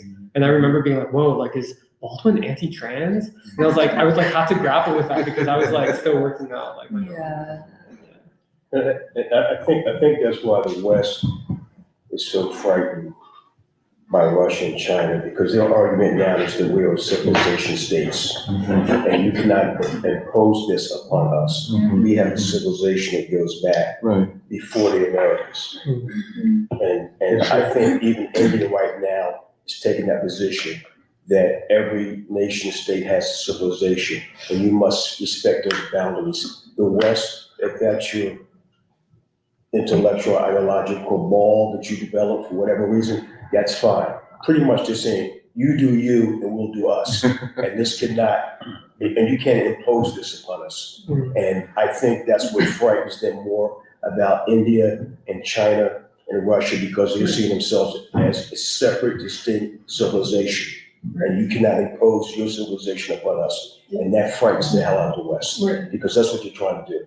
Because the other thing that Judith Butler does is she actually, in her own way, she repeats or regurgitates Joe Biden's line of like the conflict today is between, as Biden says, democracy versus authoritarianism. But she is exactly saying the same thing. In the Russia thing. Where she specifically like has beef with Russia. She says, for taking a line on gender. That's the dialect that you accuse your enemy of doing exactly. No, exactly. That's the dialect that you accuse your enemy of doing exactly what you're doing. It's like, somebody said sleight of hand. That's all. You can see right through it. I know Russia and China each have laws that specifically ban LGBTQ propaganda. And none of that is to negate the organic feeling of love, but it's to them, the rainbow flag represents American neoliberal soft power over their society. That comes from the National Endowment for Democracy and other color revolution forces. I mean, this was even in the Vatican document where they were like, you must stop trying to impose these ideologies. But the other thing I was thinking was also like, this conversation is also reminding me of the conversation we had about Klaus Schwab and the Great Reset, where some of these questions of gender ideology, gender theory the way the language that is used or the rhetoric it's supposed to be contained in the realm of culture, like culture wars or whatever. But there is a direct connection between this and the economic superstructure with the American ruling elite. I mean, transhumanism, the Schwab thing of, oh, the next stage for the human being is to basically merge yourself with machines and all of that. It's, I mean, of course you want to erase the human being because you basically are setting up to build a world and an economic social structure that does not have to value the the dignity and the base, like the essential human in every person. And you want to make this easy from a state perspective. And so these ideologies make sense. And I don't think, like, when people read Judith Butler or engage in this kind of discourse about gender and so on, I mean, I think it's like it's intentionally meant to be kept away from questions of the war. But it's not, it really is not. You can see that these directly feed into making all of that possible within the possibility of the American state. So yeah. But also I found it, like, in one of these interviews or whatever that I was reading of Butler, I forget, it seems like she went to Brazil and there was a protest and people burned an effigy. And somebody put horns on her. And the reaction she had to that was, oh, this is so anti-Semitic. And I'm just like, the level of dishonesty, illusion that these people have is. Well, someone said, it was a quote during the week from someone that said, they play that card because it always works.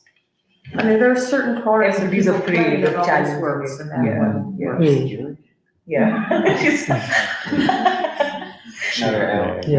Can we get ready to close? Yeah. I have to get home. Can I read just some Sorry. comments? Okay, so we don't have that many comments. Todd Blaze, Christopher Romero said, good morning. Blaze said, striving to be worthy of the people and also challenging the people to achieve their potential in the way of Baldwin and King is beautiful and powerful. And then Fired Play has a really nice comment. They said, I've been reading The Rock Pile, the James Baldwin short story, with several of my students. One of them went on their own this week and started watching Baldwin speeches online. This all happened because of you all. Yeah. And then, okay, Amiri, Tony's point about gender dysphoria is so critical. Some youth are being misled about the source of the crisis and the solution. Most of humanity is not concerned with these questions of like the gender trans ideology. You all are working incredibly hard and embodying King and Baldwin beautifully. I'm curious if anyone spoke with Brandon's student who attended on Saturday, okay, that's all the comments. Okay. Well, it's been a very rich and productive discussion, and it was so good that we ended early. So, but yeah, thank you for everyone who has been listening and contributing comments. And yeah, we'll see you next week. Bye. Bye-bye.